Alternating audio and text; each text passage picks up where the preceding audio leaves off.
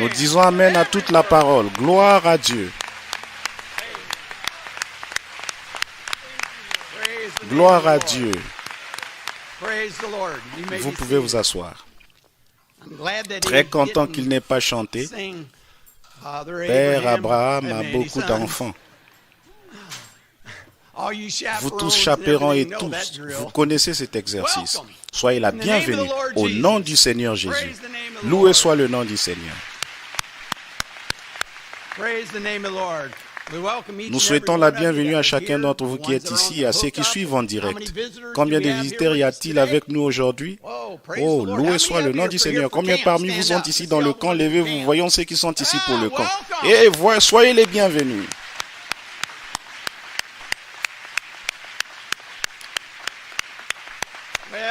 Oui, comme je le dis pour chaque camp, regardez-les, tous ceux qui sont ici pour le camp, levez-vous, ceux qui vont être au camp, restez debout.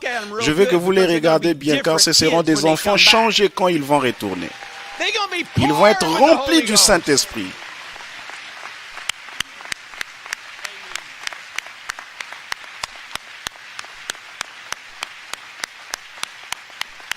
Loué soit le nom du Seigneur, vous pouvez vous asseoir. Loué soit le Seigneur. Quel temps dans lequel nous vivons. Nous avons vu cette semaine l'Écriture être accomplie. Des tremblements de terre en différents endroits. Ils fuient, ils sont pris de peur. Il revient pour nous. Il revient pour nous, mes amis.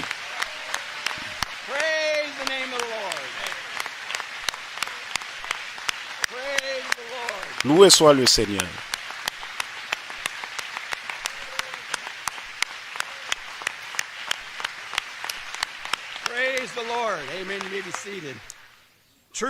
En vérité, chaque fois que je voyais cela arriver cette semaine, j'ai dit, aujourd'hui, cette écriture est en train d'être accomplie.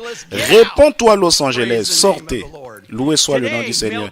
Aujourd'hui, Melchisédek lui-même va nous dire qui il était, qui il est et qui nous sommes. J'étais Dieu en morphe dans la colonne de feu. J'étais Dieu en morphe dans le Seigneur Jésus-Christ. Maintenant, je suis Dieu en morphe, vous parlons par le moyen des bandes. Maintenant, je vais vous dire, vous êtes Dieu en morphe, l'épouse de Jésus-Christ. C'est ce qu'il va nous dire aujourd'hui. Amen.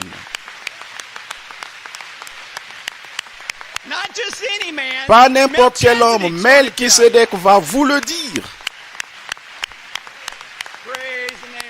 Loué soit le nom du Seigneur.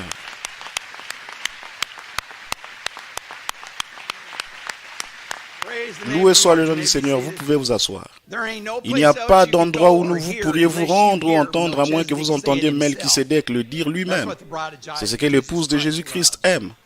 Qu'est-ce que nous avons vu la semaine passée? Nous étions dans son esprit et dans sa pensée il y a plus de 6000 ans. Il avait pensé à notre sujet. Il a dit nos yeux, notre stature, tout ce que nous étions dans sa présence en ces temps-là. Là-bas, avant qu'il y eût quoi que ce soit, il a dit avant qu'il y eût les anges, avant qu'il y eût les chérubins, avant qu'il y eût quelque chose, avant que le logo soit même sorti de lui, nous étions dans sa pensée en ce moment-là. Maintenant, nous sommes ici manifestés de sorte qu'il peut nous parler aujourd'hui et nous parler directement à travers son prophète pour nous apporter la parole de la vie. Nous sommes cette épouse éternelle qu'il connaissait avant la fondation du monde. Il nous a créés, il a pensé, il a prononcé. Maintenant, nous sommes manifestés. Oh, louez le nom du Seigneur. Qu'est-ce qu'il a dit que nous étions en train de faire? Nous avons pénétré à l'intérieur de la gloire de la Shekinah et nous voyons la parole. Nous voyons la colonne de feu s'émouvoir. Nous voyons la parole rendue manifeste.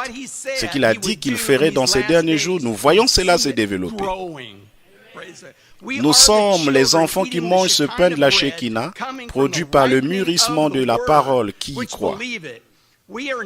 Nous ne sommes plus derrière ce voile, petits enfants. Nous sommes exposés à la vie de vous tous. Mais voici, vous voici, exposés à la vie de tous.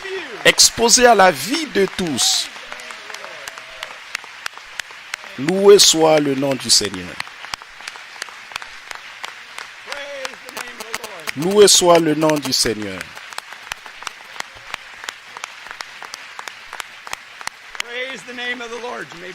Vous pouvez vous asseoir.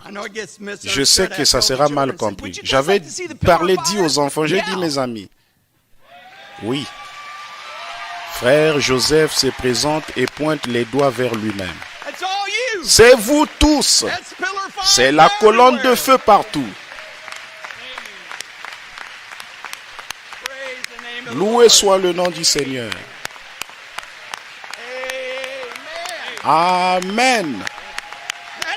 C'est le temps dans lequel nous vivons. C'est ce qui est en train de se produire. Gloire à Dieu. Vous pouvez vous asseoir. Nous devenons amorphes. Aimeriez-vous faire un petit voyage avec moi cet après-midi? Je vais retourner 4000 ans en arrière. Il est à peu près 11 heures et nous sommes assis à l'entrée de la tente. Sous un grand et vieux chêne, nous avons travaillé toute la matinée. Et nous sommes occupés du bétail et nous avons regardé. C'est un jour chaud et misérable, juste comme ça l'est dehors aujourd'hui. Chaud et humide. Et nous sommes assis là. Nos pensées heurtent de partout et nous voyons au loin venir 3 hommes. 3 hommes qui viennent vers nous. Ils se dirigent vers nous. Ils viennent vers nous. Qui sont ces hommes? Je ne les ai jamais vus auparavant. Ils ont la poussière sur tous leurs vêtements. Ils sont sales. Ils ont été dans un long voyage. Quelque chose dans nos cœurs bondit et dit, il y a quelque chose de différent au sujet de ces hommes. Il y a quelque chose de différent. Je vois qu'il y a quelque chose de différent. Je ne sais pas ce que c'est. Donc nous allons, alors qu'on courait vers eux, la révélation de qui c'était venue dans nos cœurs. Nous sommes tombés à terre devant lui. Et nous avons dit, mon Seigneur, mon Seigneur. La révélation s'est ancrée, le voici.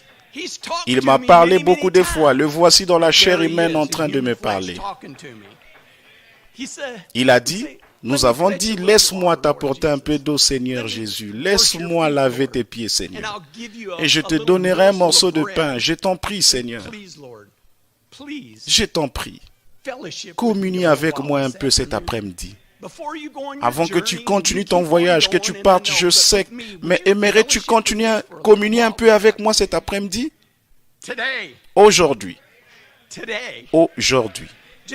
Juste comme il avait fait avec Abraham la même chose. Ce même Melchisédek, Dieu enveloppé dans la chair, qui a visité Abraham, est ici aujourd'hui avec nous.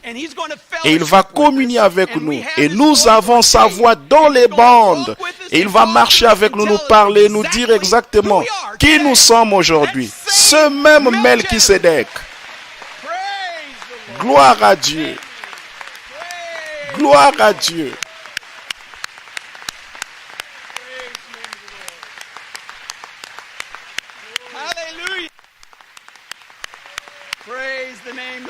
Gloire au nom du Seigneur. Vous pouvez vous asseoir. Aujourd'hui, nous devons décider qui était ce Melchisédek et qui il est.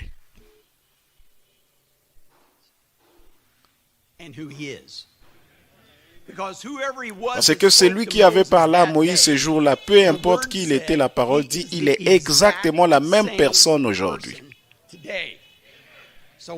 Quand vous déciderez qui c'était, c'est la même personne qui est venue à nous aujourd'hui.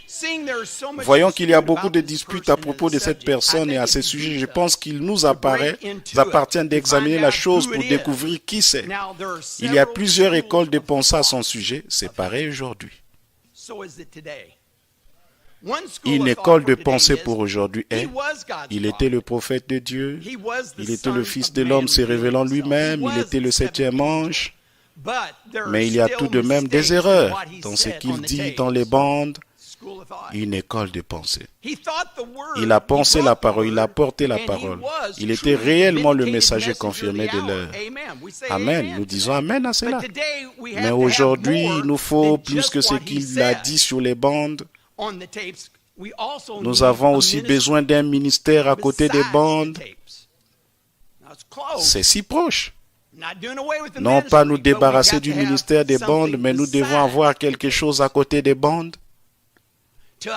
Pour nous, ça c'est comme la poule dans la basse-cour. C'est du cloc-cloc. Elle se lève et mange ceci, cloc-cloc. Elle se lève et mange cela.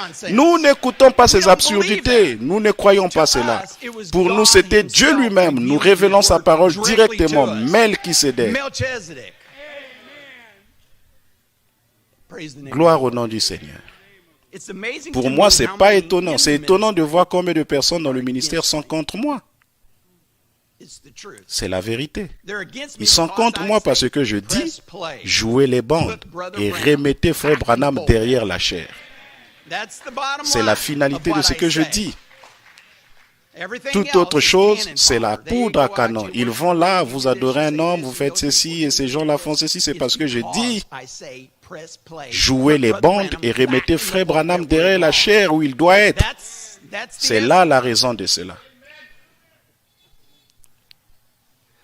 Quand ils disent, nous disons aussi aux gens d'écouter les bandes. Nous croyons que c'est la parole, mais dans leur maison, pas dans les églises. C'est la phrase populaire parmi les ministres aujourd'hui. Jouez-les dans vos maisons, mais pas derrière la chair. Ni Frère Branham, ni la Bible n'ont dit cela. C'est déclaré. Frère Branham n'a jamais dit ça. Nous allons y revenir dans quelques minutes. Ils disent, je suis contre les ministres. Que c'est que j'ai pleinement pris position, je ne crois pas au ministère, que j'ai dit qu'il ne doit plus y avoir de prédication ou d'évangélisation de ce message. On n'a plus besoin du quintuple ministère, c'est largement répandu et cru. Et beaucoup d'entre eux suivent, ils suivent tous les messages qui viennent de cette chair. J'ai dit aux frères, pas pour blaguer, mais je suis le ministre le plus suivi parmi tous les ministres dans le monde entier.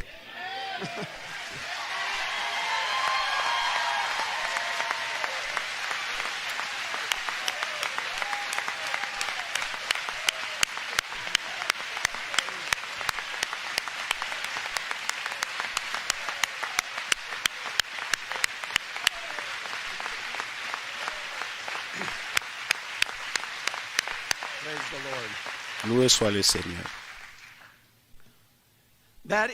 C'est faux, mes frères. C'est faux. Laissez-moi vous le rendre plus clair à nouveau.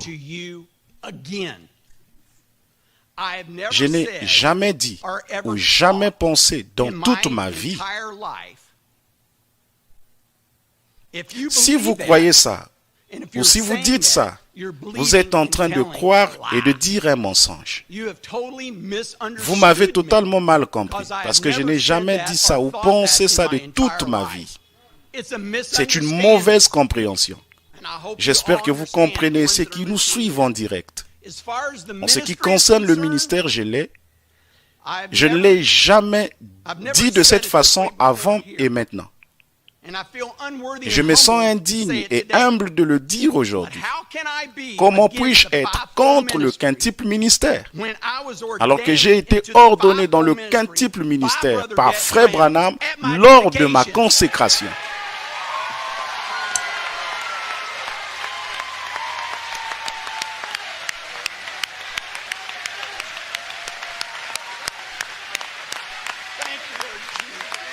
Merci Seigneur Jésus.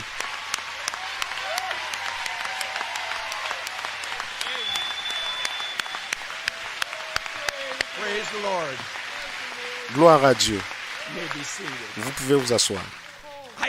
Je vous le dis humblement. Je ne l'ai jamais dit. Alors comment puis-je être contre cela? Alors que c'est l'appel même de ma vie. C'est un non-sens, je ne crois pas cela. S'agissant de l'évangélisation de ce message, la parole dit, allez partout dans le monde et prêchez l'évangile. Ça, c'est la commission même de Jésus lui-même qu'il a déclaré dans la parole. Amen. Comment puis-je douter ça ou comment puis-je être contre ça? C'est la parole. Amen. C'est ce que la parole dit. Mais mes frères, ceci pourrait vous aider à comprendre ma position de façon claire. J'ai personnellement une autre commission directement venant de Dieu.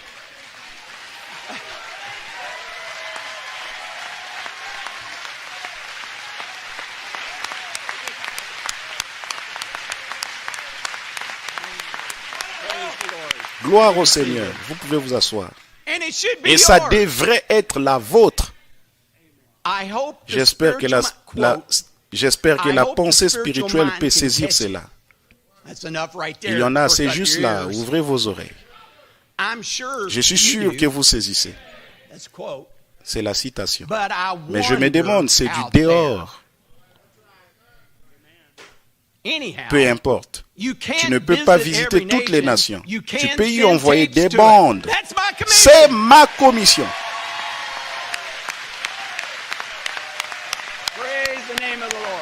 Loué soit le nom du Seigneur.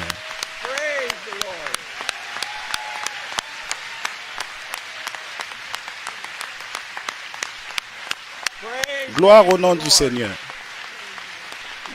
Vous pouvez vous asseoir. C'est ma commission et votre commission venant du Seigneur Jésus.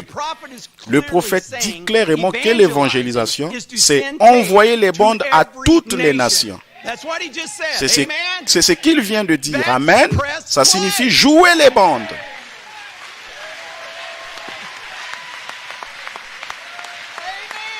Amen.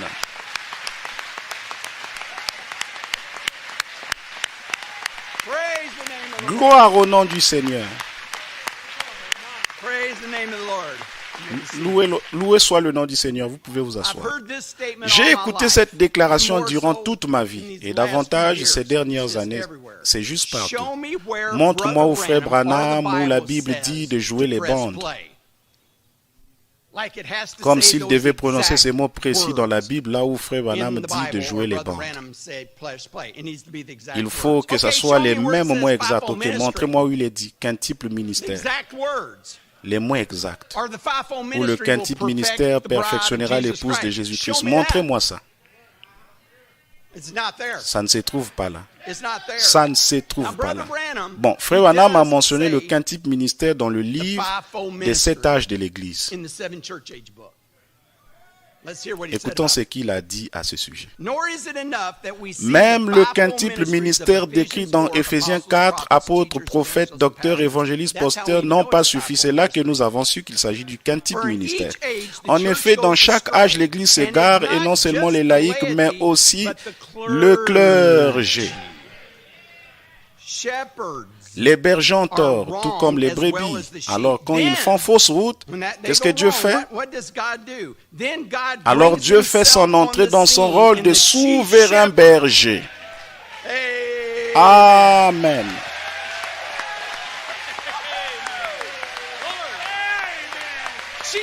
Souverain berger.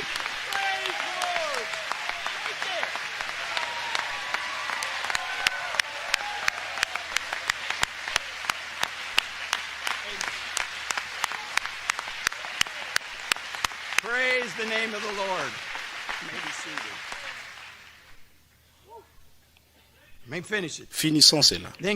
Alors Dieu fait son entrée dans son rôle de souverain berger par les ministères de ces 7 hommes. Les 7 messagers pour ramener son peuple à la vérité. Ça veut dire qu'ils se sont éloignés de la vérité afin de les ramener à la vérité et à l'abondante puissance de cette vérité. Ça n'a pas dit que j'enverrai le quintuple ministère, un autre groupe, j'enverrai le souverain berger et lui va vous conduire et vous dire toute la vérité. Gloire au nom du Seigneur. Où est-ce qu'il est dit dans la Bible? Jouer les bandes. Je l'ai reçu avant. Montre-moi. Montre-moi dans la Bible où il est dit jouer les bandes. Premièrement, accordons-nous sur la base selon laquelle nous croyons que nous devons lire la Bible dans l'Église. Amen. Nous devons lire cette Bible dans l'Église. Pourquoi? Parce que nous croyons que c'est la parole écrite et ointe de Dieu. Amen. C'est ce que c'est. C'est la parole de Dieu. Maintenant, ils disent la Bible est notre absolu et non les bandes.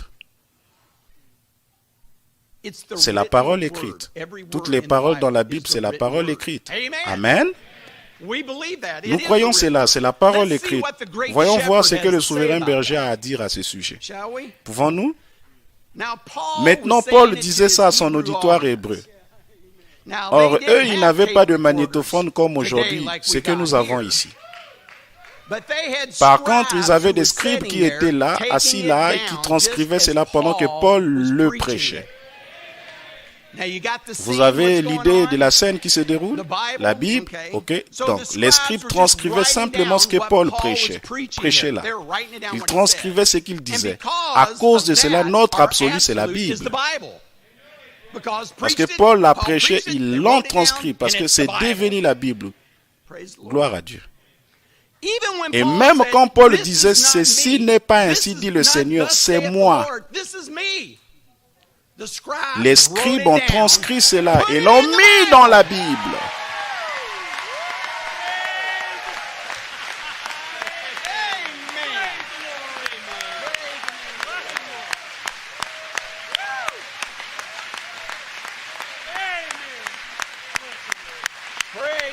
Gloire à Dieu.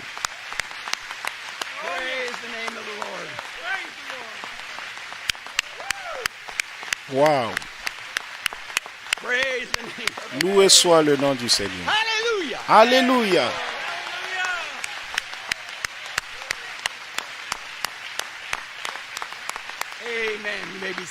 Vous pouvez vous asseoir. Laissez-moi appuyer cela. Par contre, ils avaient des scribes qui étaient assis là, qui transcrivaient cela pendant que Paul le prêchait. Et c'est cela ici même. Nous captons cela à l'aide de magnétophones.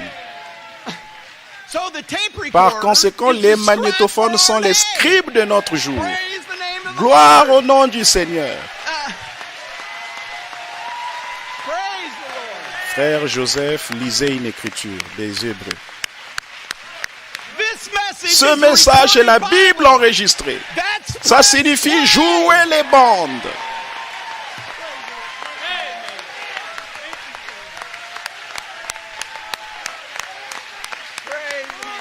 Gloire au nom du Seigneur. Alléluia.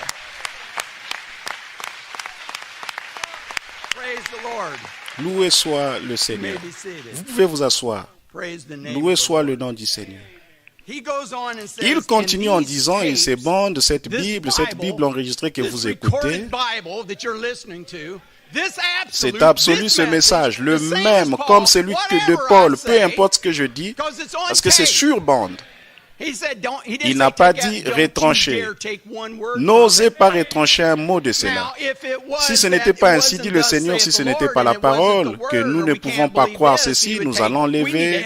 Nous avons besoin d'ajouter des choses là-dedans. Ne changez aucun mot.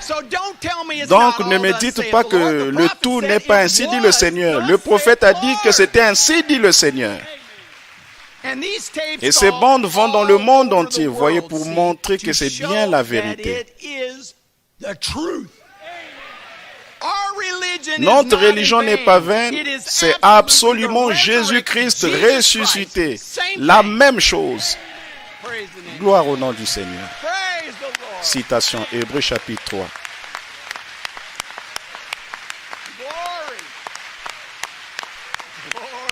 Gloire. Alléluia. Loué soit le nom du Seigneur. Gloire au Seigneur. Loué soit le nom du Seigneur. Maintenant que nous sommes, nous devons envoyer les bandes dans toutes les nations, ce sont les paroles du prophète. C'est comme ça qu'il va nous amener à douter parce que, oh non, c'est pas ainsi dit le Seigneur. C'est ainsi dit le Seigneur, il vient de le dire. Vous ne pouvez pas aller dans toutes les nations. Je n'ai pas dit que vous ne pouvez pas y aller, mais il a dit nous devons envoyer les bandes dans toutes les nations. Nous nous sommes accordés, ça signifie jouer les bandes. 2. Ce message est la Bible enregistrée pour aujourd'hui. Voilà le deuxième, jouer les bandes. 3 est la confirmation. Ok, frère. Maintenant, le plus gros morceau pour eux, montre-moi une place où Frère Branham a clairement dit que le ministre devrait jouer les bandes dans son église. D'accord? Avez-vous déjà entendu celle-là? Ça existe.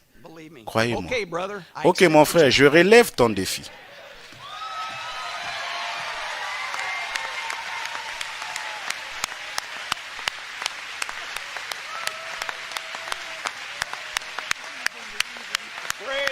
Gloire au nom du Seigneur.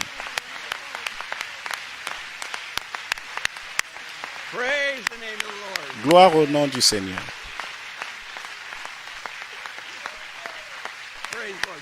Vous pouvez vous asseoir. Pour nous, c'est dans tous les messages que nous écoutons. Ils disent, peu importe. Nous écoutons cela partout. Ils disent, vous dites si Frère Branham était ici, il dirait de jouer les bandes? Coucou. Combien de fois il vous dit, allez chercher les bandes, jouez les bandes, écoutez les bandes, je dois retourner écouter la bande moi-même, écoutez les bandes, vous les saisirez dans les bandes, vous devez jouer les bandes pour entendre ça. Oui, il a dit là-bas et il le dit aujourd'hui, c'est la même chose.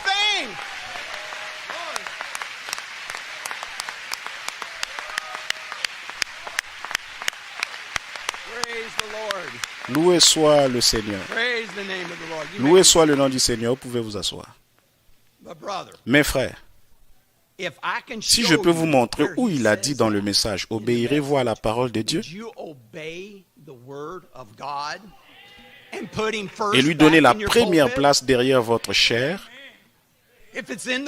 Si c'est dans la parole et qu'ils veulent me le montrer, et si c'est dans la parole, c'est ce qu'il dit là-dedans. Obéirez-vous? Citation. Et vous, les gens qui écoutez cette bande, premièrement, vous devez appuyer sur play pour écouter la bande. Frère Joseph Branham est en train de lire la citation. Il prend soin, et vous, du 21 7e mois 1963.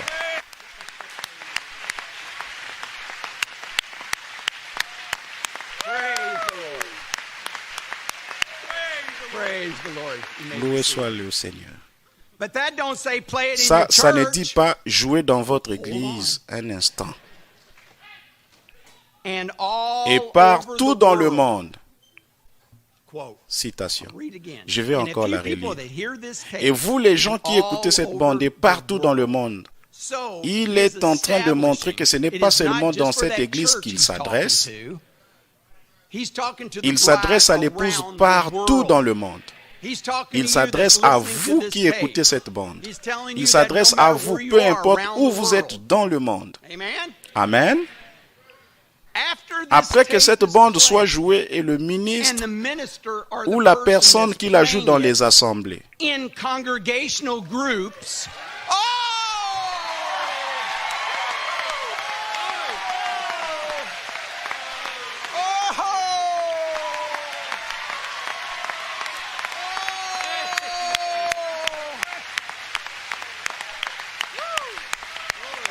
Oh, jouez les bandes, mes frères.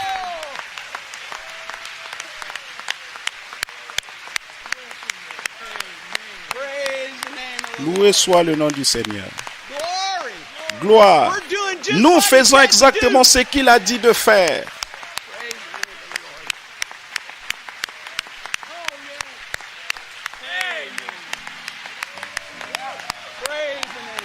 Loué soit le nom du Seigneur. Gloire.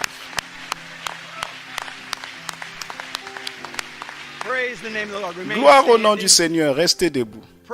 Laissez-moi continuer le reste de cela. Après que cette bande soit jouée et le ministre, et j'aime ceci, il y a beaucoup d'entre eux là-bas qui ont des questions, mais je ne suis pas un ministre ordonné, je ne le suis pas. Mais j'ai l'appel de faire ça ou autre chose. Est-ce conforme si je joue les bandes, frère Joseph? J'espère que cela encouragera chacun d'entre vous. Ou la personne qui la joue. Oh, nous avons tous un travail à faire. Nous pouvons, nous tous, jouer cette bande. Loué soit le nom du Seigneur. Dans les assemblées. Ça, c'est dans les églises. Ça, c'est dans votre église. Là, dans les jungles. Je pense que nous avons écouté ça. Envoyer ces bandes à l'étranger, vous ne pouvez pas aller partout. Peu importe où vous jouez, c'est là. Ça, c'est le ministre, clair et simple. Il vous le dit juste là. Gloire au Seigneur. Jouez cela à votre église. Jouez cela dans les jungles. Il a dit, jouez cela partout où vous êtes. Appuyez sur play et obéissez. C'est ce que l'épouse fait. Amen. Le croyez-vous de tout votre cœur? N'est-ce pas merveilleux d'être dans la volonté parfaite du Seigneur? Seul ce message peut perfectionner l'épouse. Pas par quelqu'un d'autre ou quelqu'un d'autre. Mais à travers Melchisédek lui-même, parlant directement à son épouse. C'est une lettre d'amour au-dessus des lettres d'amour. C'est une chose de lire la lettre d'amour. Ma femme m'écrit, mais quand elle me le dit, quand Dieu descend et me dit lui-même, vous êtes mon épouse, je vous ai prédestiné, je vous ai choisi avant la fondation du monde. Et nous allons passer l'éternité ensemble. Je reviens pour vous, épouse.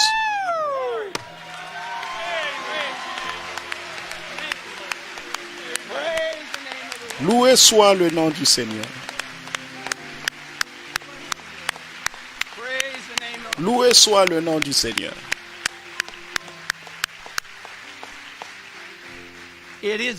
C'est le message de l'heure. C'est la voix de Dieu pour notre jour.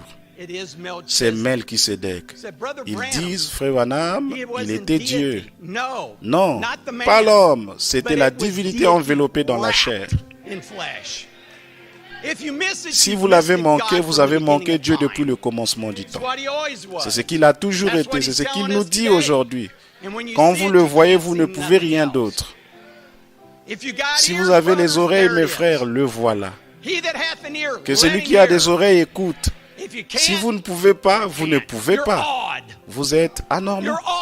Vous êtes anormaux dans vos oreilles. Vous ne pouvez pas. Mais l'épouse l'écoute et nous obéissons. Gloire au nom du Seigneur. Courbons nos têtes. Pardonnez-moi d'avoir duré.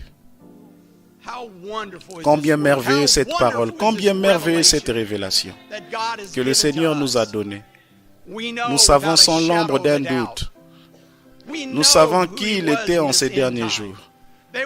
Ils veulent toutes sortes de marques et autres choses. Vous ne pouvez pas me les montrer. Nous l'avons prouvé par la parole. C'était le message biblique de la parole enregistrée de notre jour. C'est notre absolu. Jésus-Christ est le même hier, aujourd'hui et pour toujours. Peu importe ce dont vous avez besoin, Dieu est ici pour vous le donner. Le plus important de tout, je parle en leur faveur. Donne-nous plus de révélations de toi. Laisse-nous être plus comme toi, Seigneur. Ôte tout ce qui n'est pas comme toi, Seigneur. Seigneur, s'il y a une quelconque maladie, un quelconque mal de tête, laisse-nous nous reposer simplement, même dans ta parole, et savoir que tu es le grand je suis, tu es le pourvoyeur, tu vas nous le donner. Avez-vous un besoin? Levez votre main. Aujourd'hui, il va marcher avec nous le long du chemin, il va nous parler, se révéler à nous. Oh, je sais, c'est comme... Oh, il est ressuscité. Il est ressuscité. Peu importe ce dont vous avez besoin. Il est ici pour vous le donner.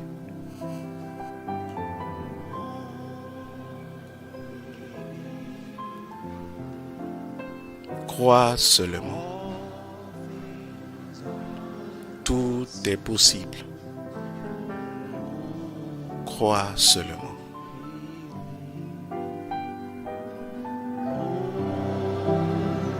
Crois seulement. Crois seulement. Et tout est possible. Crois seulement. Restons debout. Quel peuple privilégié nous sommes de nouveau aujourd'hui d'avoir le prophète et messager de Dieu Melchisédek de venir et de nous parler aujourd'hui et pour nous révéler qui nous sommes, pour révéler qui il était et pour révéler qui il est. Praise the name Gloire of the au nom Lord. du Seigneur. The mighty God has been C'est le Dieu puissant unveiled before dévoilé us. devant nous. Welcome, Brother Branham, J'invite to the Frère pulpit Branham à la to chair pour bring us nous the apporter message. le message Who qui est is ce this Melchisédek. Melchizedek? God bless you. Que Dieu vous bénisse.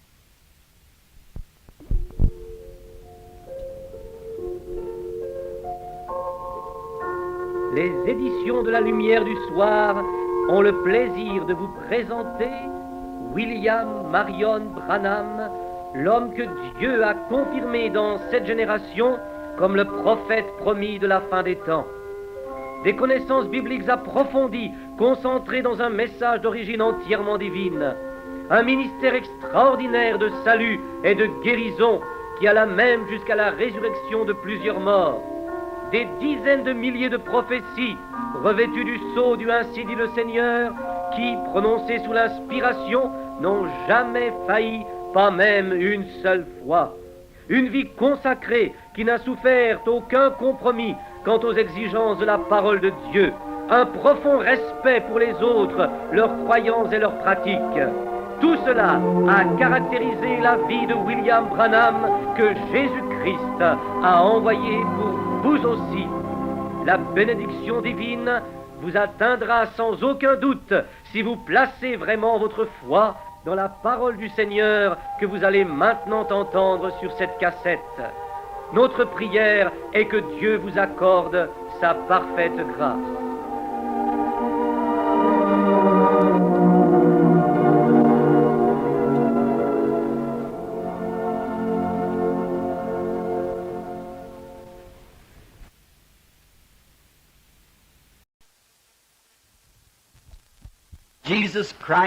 Jésus-Christ, son Fils, et il nous a donné toutes choses gratuitement en Christ.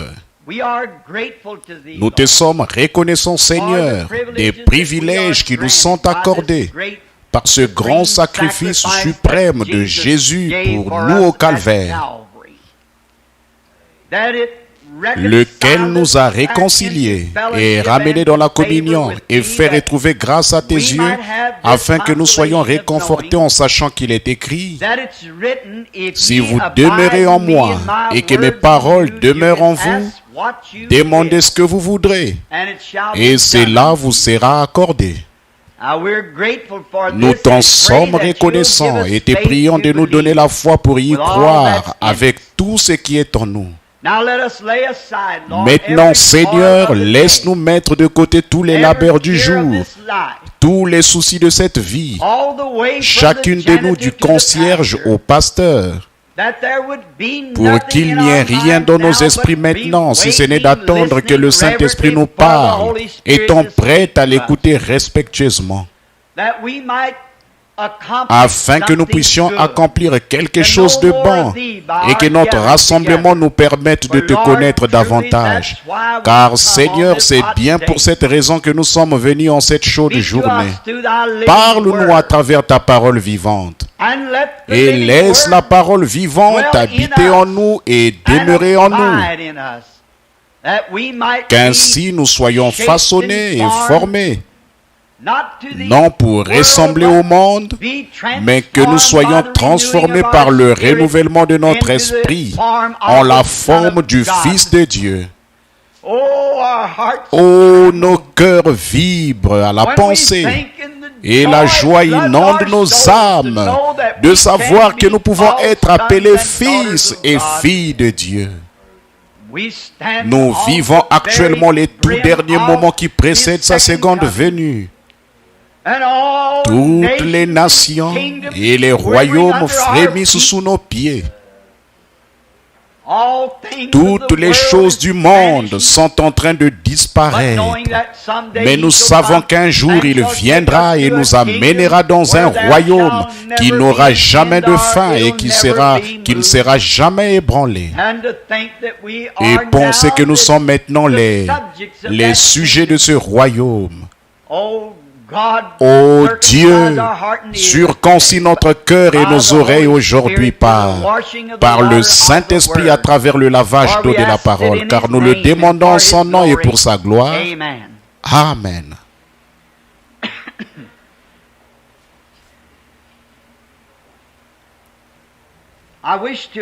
Ce matin, je souhaite aborder le sujet. J'aurais parlé de quelque chose d'un peu différent s'il y avait eu un service de guérison.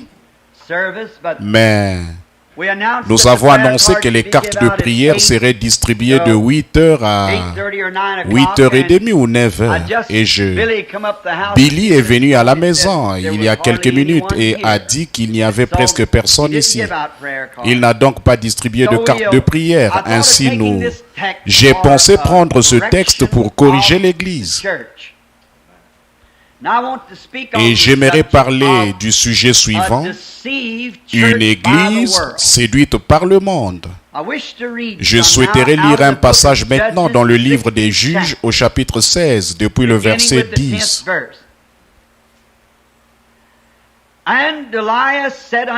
Delilah dit à Samson, « Voici, tu t'es joué de moi, tu m'as dit des mensonges. Maintenant, je te prie, indique-moi avec quoi il faut te lier. » Il lui dit, « Si on me liait avec des cordes neuves dont on ne se fut jamais servi, je deviendrai faible et je serai comme un autre homme. » Delilah prit des cordes neuves avec lesquelles elle le lia. Puis elle lui dit, « Les Philistins sont sur toi, Samson. » Or, des gens s'étaient en embuscade dans une chambre, et il rompit comme un fil les cordes qu'il avait au bras. Delilah dit à Samson, « Jusqu'à présent, tu t'es joué de moi, tu m'as dit des mensonges. Déclare-moi avec quoi il faut te lier. » Il lui dit, « Tu n'as qu'à tisser les 7 tresses de ma tête avec la chaîne du tissu. » Et elle les fixa par la cheville, puis elle lui dit, « Les Philistins sont sur toi, Samson. » Et il s'est réveilla de son sommeil, et il arracha la cheville du tissu et le tissu.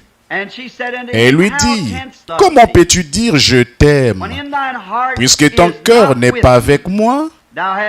Voilà 3 fois que tu t'es joué de moi. Et tu ne m'as pas déclaré d'où vient ta grande force. »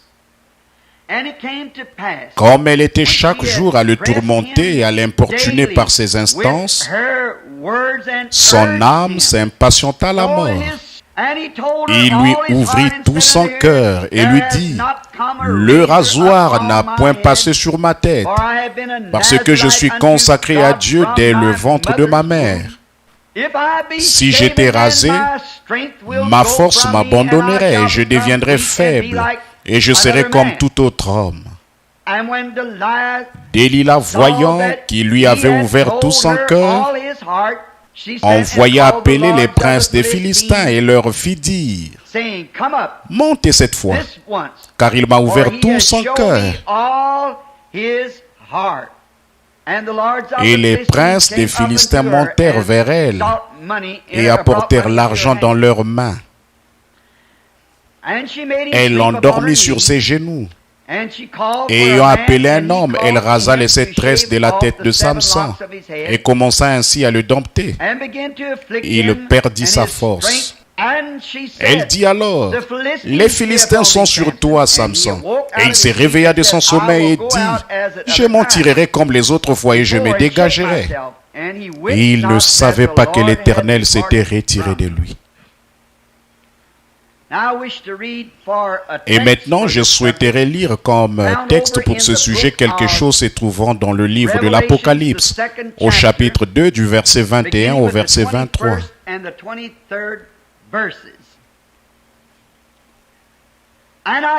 Je lui ai donné du temps afin qu'elle se repentît, et elle ne veut pas se repentir de son impudicité. Voici, je vais la jeter sur un lit et envoyer une grande tribulation à ceux qui commettent adultère avec elle, à moins qu'ils ne se repentent de leurs œuvres. Je ferai mourir de mort ses enfants, et toutes les églises connaîtront que je suis celui qui sonde les reins et les cœurs. Et je vous rendrai à chacun selon vos œuvres. Puisse le Seigneur ajouter ses bénédictions à la lecture de sa parole.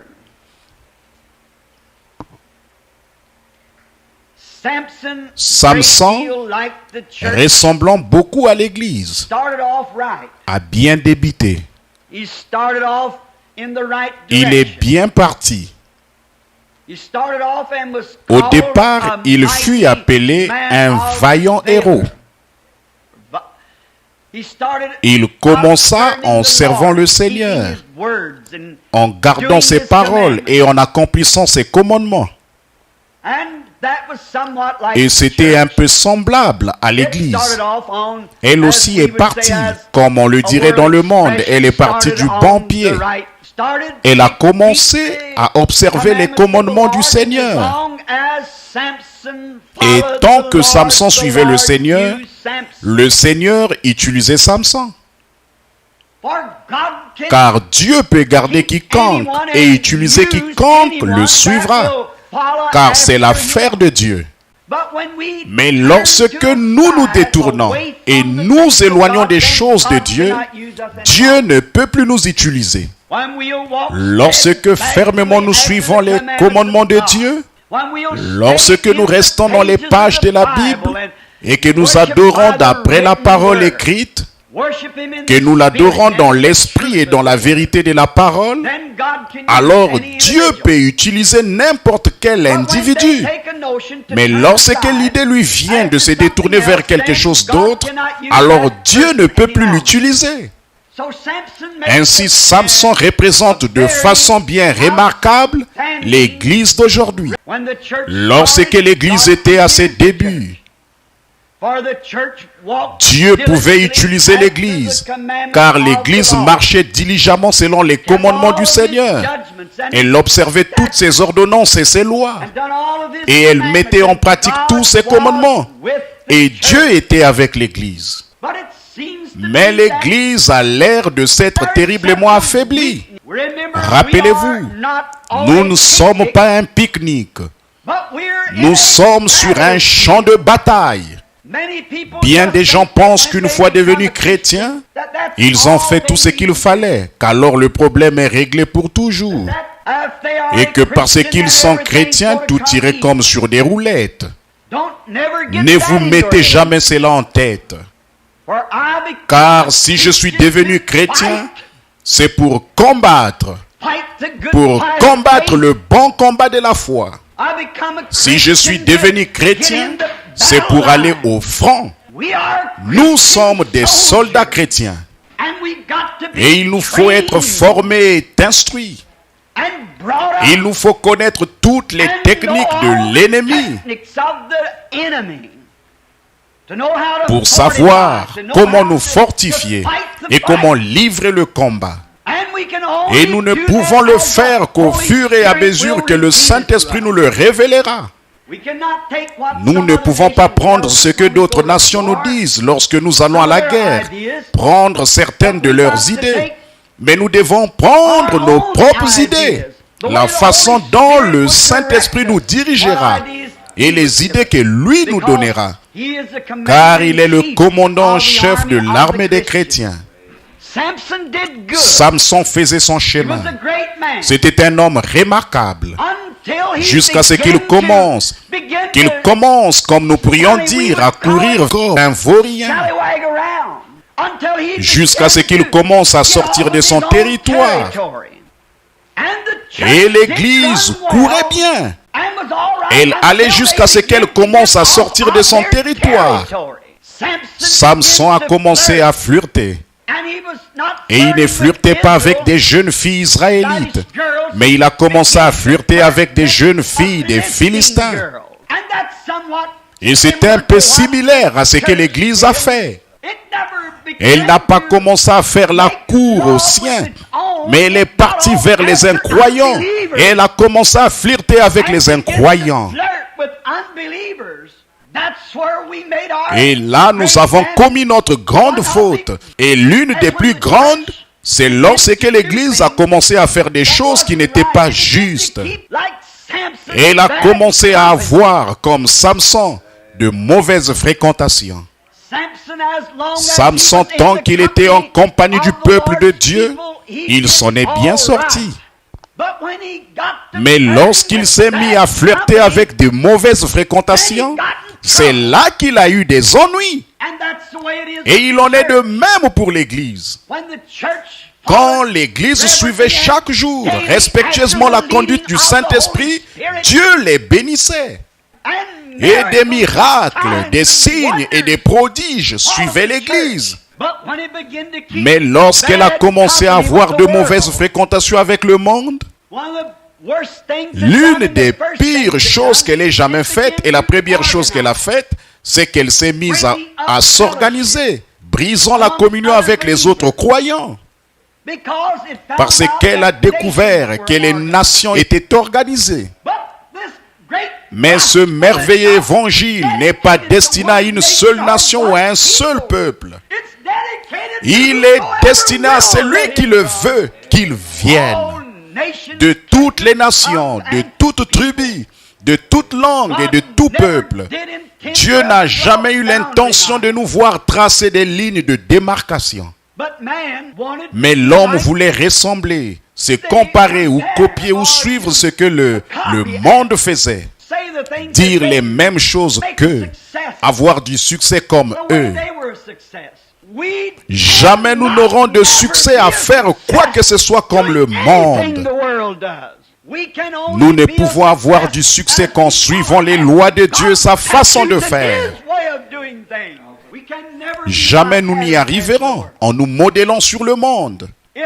Si les compagnies de cigarettes ont eu un succès fou à cause de la télévision et que les groupes qui vendent la bière et le whisky ont fait du fureur par l'entremise de la télévision, ce n'est pas un signe que l'Église aura son succès par la télévision. Le succès de l'Église réside dans la prédication de l'Évangile, de la puissance de Dieu et dans la démonstration de l'Esprit. Nous ne pouvons pas affirmer que parce que la télévision a été utile à la compagnie de cigarettes et aux autres compagnies, nous n'avons pas un seul passage de l'Écriture nous disons d'essayer de nous comparer avec ces gens-là. Et tant que nous le ferons, nous attirerons peut-être les gens en grand nombre, mais ce n'est pas ce que Dieu nous a ordonné de faire.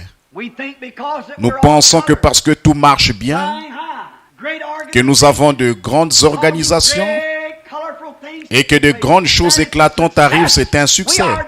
La mort frappe journellement parmi nous, spirituellement parlant. Si nous étions au nombre de 10 millions ce matin, mais que le Saint-Esprit ne soit pas avec nous, nous aurions davantage à n'être que 10 ici avec le Saint-Esprit avec nous. Nous ne pouvons pas nous comparer au monde. L'une des premières choses, c'est que l'Église a commencé à s'organiser. La première organisation a été l'Église catholique. Et ensuite est venue l'Église luthérienne. Lorsque l'Église catholique s'est organisée pour former une organisation, un jour un cri s'est fait entendre. Les Philistins sont sur toi, Samson. Et Samson a brisé les cordes des liens de l'Église catholique. Alors Martin Luther est sorti avec l'organisation. Ensuite, ils ont lié l'Église avec une autre corde comme Delilah l'avait fait. Et alors ils ont commencé plutôt d'avoir des hommes appelés de Dieu, des hommes appelés par le Saint-Esprit. Peut-être qu'ils ne connaissaient pas leur ABC, mais ils connaissaient Christ. L'Église s'est alors mise à la recherche de l'élégance et à suivre le style des orateurs politiques. Et il leur fallait donner à leurs prédicateurs des diplômes de docteurs. Chacun devait être un docteur en théologie. C'était là une autre corde servant à lier l'Église. Les hommes vont étudier chaque séminaire et essayer de produire un plus grand érudit afin que leurs églises puissent se vanter. Notre pasteur est docteur en théologie. Et que font-ils? Et quand il fait, l'un essaie de surpasser l'autre en connaissance. Eh bien, cela ne veut rien dire du tout aux yeux de Dieu. Il est inutile pour un homme d'essayer de se servir de sa connaissance mondaine pour plaire à Dieu. C'est une abomination aux yeux de Dieu. Jamais vous ne plairez à Dieu avec des ambitions mondaines et une connaissance selon le monde, parce que c'est inimitié contre Dieu, dit l'Écriture. Il ne peut pas faire cela. Et chacun essaie d'avoir toute la connaissance. Ils savent exactement ce qu'il faut faire et quelles paroles prononcer. Et cela devient simplement un discours politique au lieu d'un message puissant et démontré par le Saint-Esprit qui pénètre dans le cœur de l'homme et dévoile le péché. Ils sont formés pour des discours politiques et nous n'avons pas besoin de cela. Paul a dit, la parole ne nous est pas venue seulement, ou plutôt l'évangile en parole seulement, mais à travers la puissance et la manifestation du Saint-Esprit. C'est ainsi que l'évangile a été annoncé, par la démonstration de la puissance du Saint-Esprit. Mais tous ces hommes partent au séminaire et ils y reçoivent une grande instruction. Ils apprennent comment se tenir devant les gens, comment se présenter, comment s'habiller et comment agir. Ils apprennent à ne jamais faire d'erreurs grammaticales. Maintenant, tout cela est de mise pour un discours politique. Mais nous ne recherchons pas les paroles enchantereuses des hommes. Paul a dit, l'évangile que je prêche n'est pas venu comme cela. Il est venu par le renouvellement du Saint-Esprit et par les démonstrations de puissance. Cela ne vient pas par un discours énoncé, afin que votre sagesse soit, ou plutôt que votre connaissance soit dans la sagesse des hommes. Mais cela est venu à travers la démonstration de la puissance du Christ ressuscité. C'est ça l'évangile. Le connaître, lui, dans la puissance de sa résurrection. Chaque homme se croit un peu plus intelligent que l'autre. Chaque dénomination aussi. Les méthodistes diront nous avons l'homme le plus intelligent, les baptistes diront l'église de Christ, etc. Ils diront tous, oh nous sommes les plus brillants, nos gens, nous ne laissons pas n'importe quel homme ordinaire prêcher l'évangile. Non, ils les choisissent minutieusement. Oh Dieu ait pitié. Il est triste sur le volet. Une fois endoctrinés par leurs enseignements particuliers, il les place alors dans l'église. Dieu n'a pas du tout accès à lui. Pour me prêcher, je veux quelqu'un qui ait été choisi minutieusement par le Saint-Esprit. Quelqu'un que Dieu ait suscité. Qui n'ait pas été choisi par des hommes ou des dénominations. Ils en font une question de connaissance. Ils disent, oh nous avons tout ça et certains d'entre eux ne connaissent pas la première lettre de l'alphabet du Saint-Esprit. Ils le renient. Cela me rappelle un petit livre que j'ai lu un jour en Californie, il y a environ 10 ans. Je l'ai pris dans un vieux magasin de journaux. Le nom de l'auteur m'échappe. Ce n'était qu'un petit livre à 4 sous. Mais il contenait beaucoup de bon sens, bien qu'il semblait un peu humoristique. Mais j'ai trouvé quelque chose là-dedans qui me semblait venir de Dieu. Et l'une des petites histoires commençait comme ceci. Un matin, dans un grand poulailler, il y avait un certain petit coq qui pensait posséder toute la connaissance qu'on pouvait bien avoir. Le voilà donc qui s'envole sur une caisse et commence à taper avec son petit bec contre la caisse 4 ou 5 fois. Il renverse la tête un peu en arrière et commence à chanter comme vous n'avez jamais entendu un coq chanter. Il attire ainsi l'attention des autres et dit alors, « Mesdames et messieurs de ce poulailler, j'aimerais vous parler à tous ce matin d'un formidable programme éducatif que nous venons d'élaborer. Il m'a fallu beaucoup d'études et de connaissances, ajoute-t-il en ajustant ses petites lunettes sur son bec. Et j'en suis venu à la conclusion que nous, poulets, nous pourrions améliorer notre condition par davantage de connaissances. Laissez-moi vous dire ceci. Si nous créons, si nous travaillons dans un certain enclos, dans un trou précis, nous y trouverons une certaine vitamine qui nous fera chanter mieux et avoir un plus beau plumage. Et oh, je peux vous dire comment nous pouvons améliorer notre condition de bien de façon différente. Et ces jeunes poulettes avec leurs petites crêtes rouges gloussaient et disaient, n'est-ce pas un chéri? En s'extasiant devant lui. Oh, c'est un coq si brillant. Cela me rappelle certains de ces prédicateurs de séminaire. C'est un homme si brillant. Rien ne nous oblige à rester là avec le reste des poulets. Nous devrions tous le suivre. Eh bien, avant même que le petit bonhomme puisse terminer son discours, un autre petit poulet dont le plumage n'était pas aussi éclatant arrive en trombe de l'autre côté de la basse-cour et dit « Un instant, les amis. Je viens d'écouter le dernier bulletin d'information à la radio.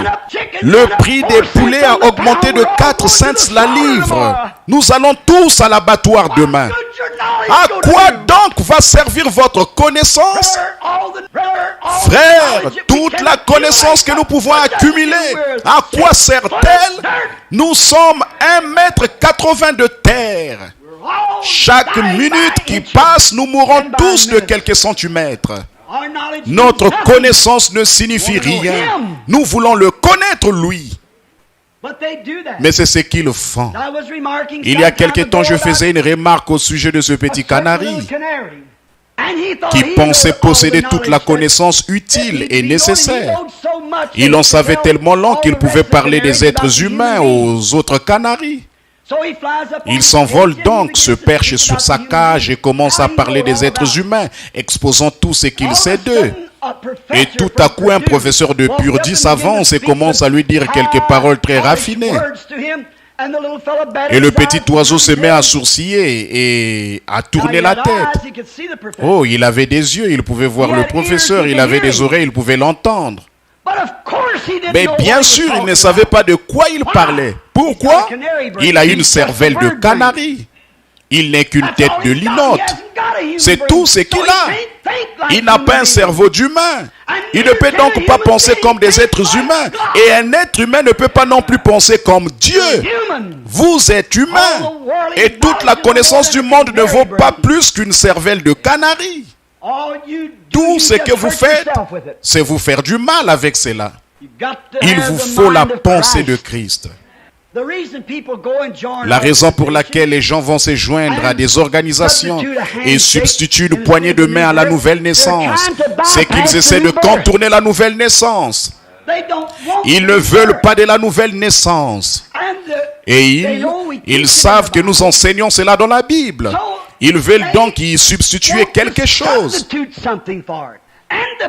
Chez les pentecôtistes, ce n'est pas mieux.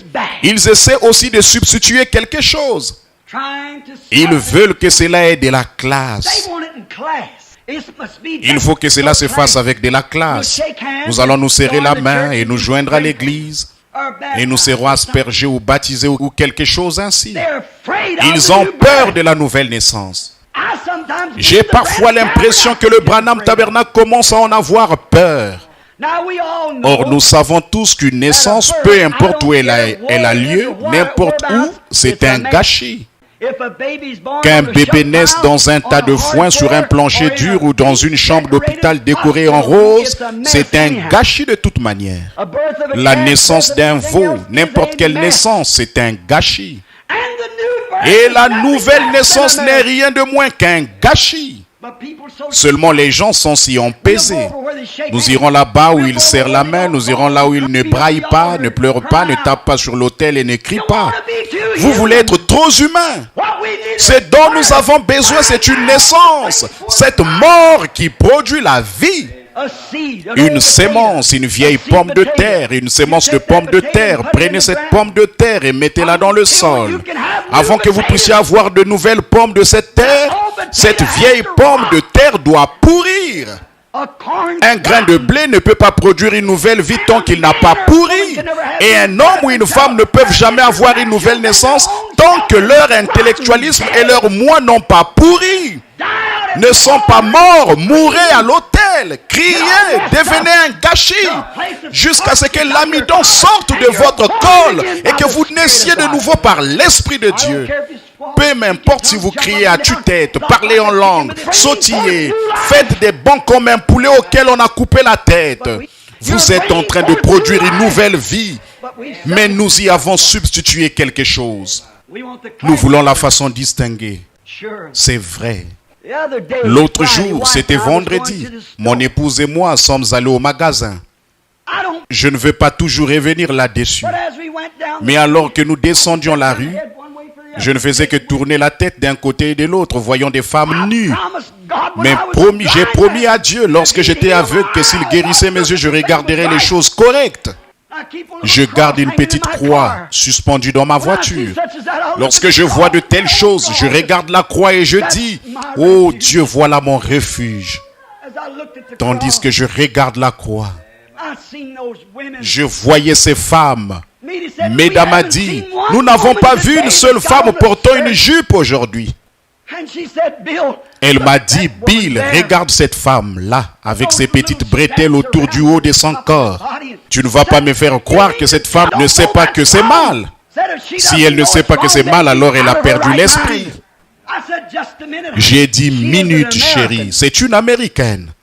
Elle fait ce que font les Américains. » J'ai dit, je me trouvais en Finlande il n'y a pas longtemps, ma chérie.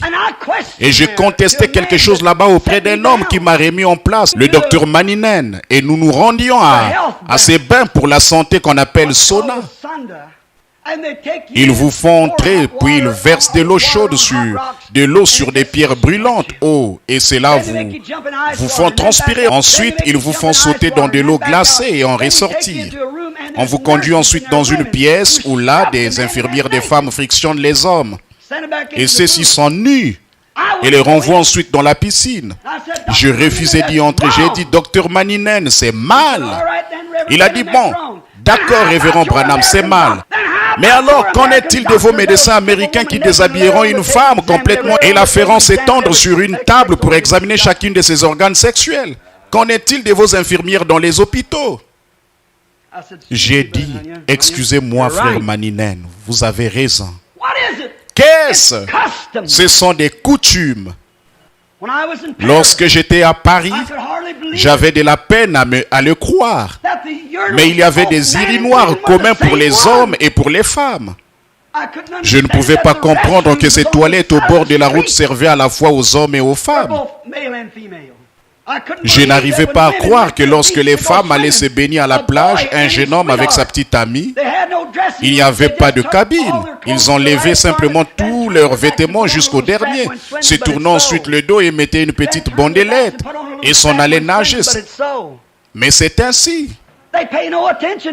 Ils n'y font pas attention. C'est une coutume de la France. En Afrique, femmes et hommes, les jeunes comme les vieux, marchent dans la savane complètement dévêtus, sans avoir jamais su que c'était des toilettes, et ainsi de suite, ni même pris la peine de se cacher à la vue des autres. Mais ils ne font pas la distinction. Ils ne connaissent pas autre chose. Ce sont des coutumes des nations. Mais j'ai dit, chérie, nous sommes différents. Nous sommes d'une autre nation.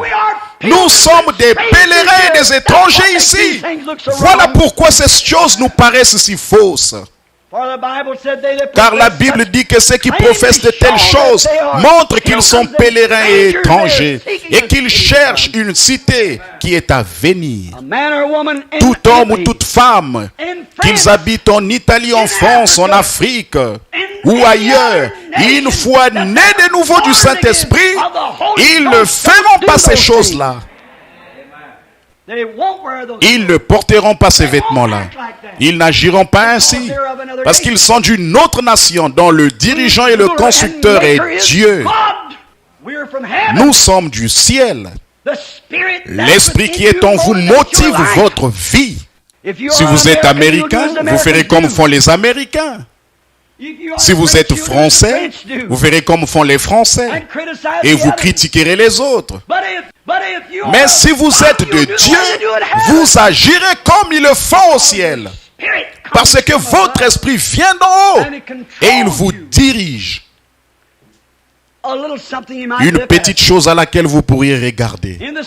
Dans l'Écriture, ceux qui cherchaient cette nouvelle cité agissaient différemment. Ils professaient qu'ils étaient pèlerins et étrangers. Ceux du côté de Caïn sont devenus des fugitifs et des renégats, tandis que les chrétiens étaient des pèlerins et des étrangers. Un fugitif n'a pas de chez soi. Un renégat est un affreux individu. Mais un pèlerin, C'est quelque chose de réel. Il vient d'un pays véritable, une autre nation, et il essaie de trouver son chemin pour rentrer chez lui. Démontrons par sa vie qu'il est différent, qu'il vient d'un autre pays. Voilà pourquoi il agit ainsi. Mais pourtant, ces gens qui agissent ainsi, ces gens qui portent ces choses, laissez-moi vous raconter quelque chose. En Afrique du Sud, j'ai vu 30 000 païens, des indigènes complètement nus.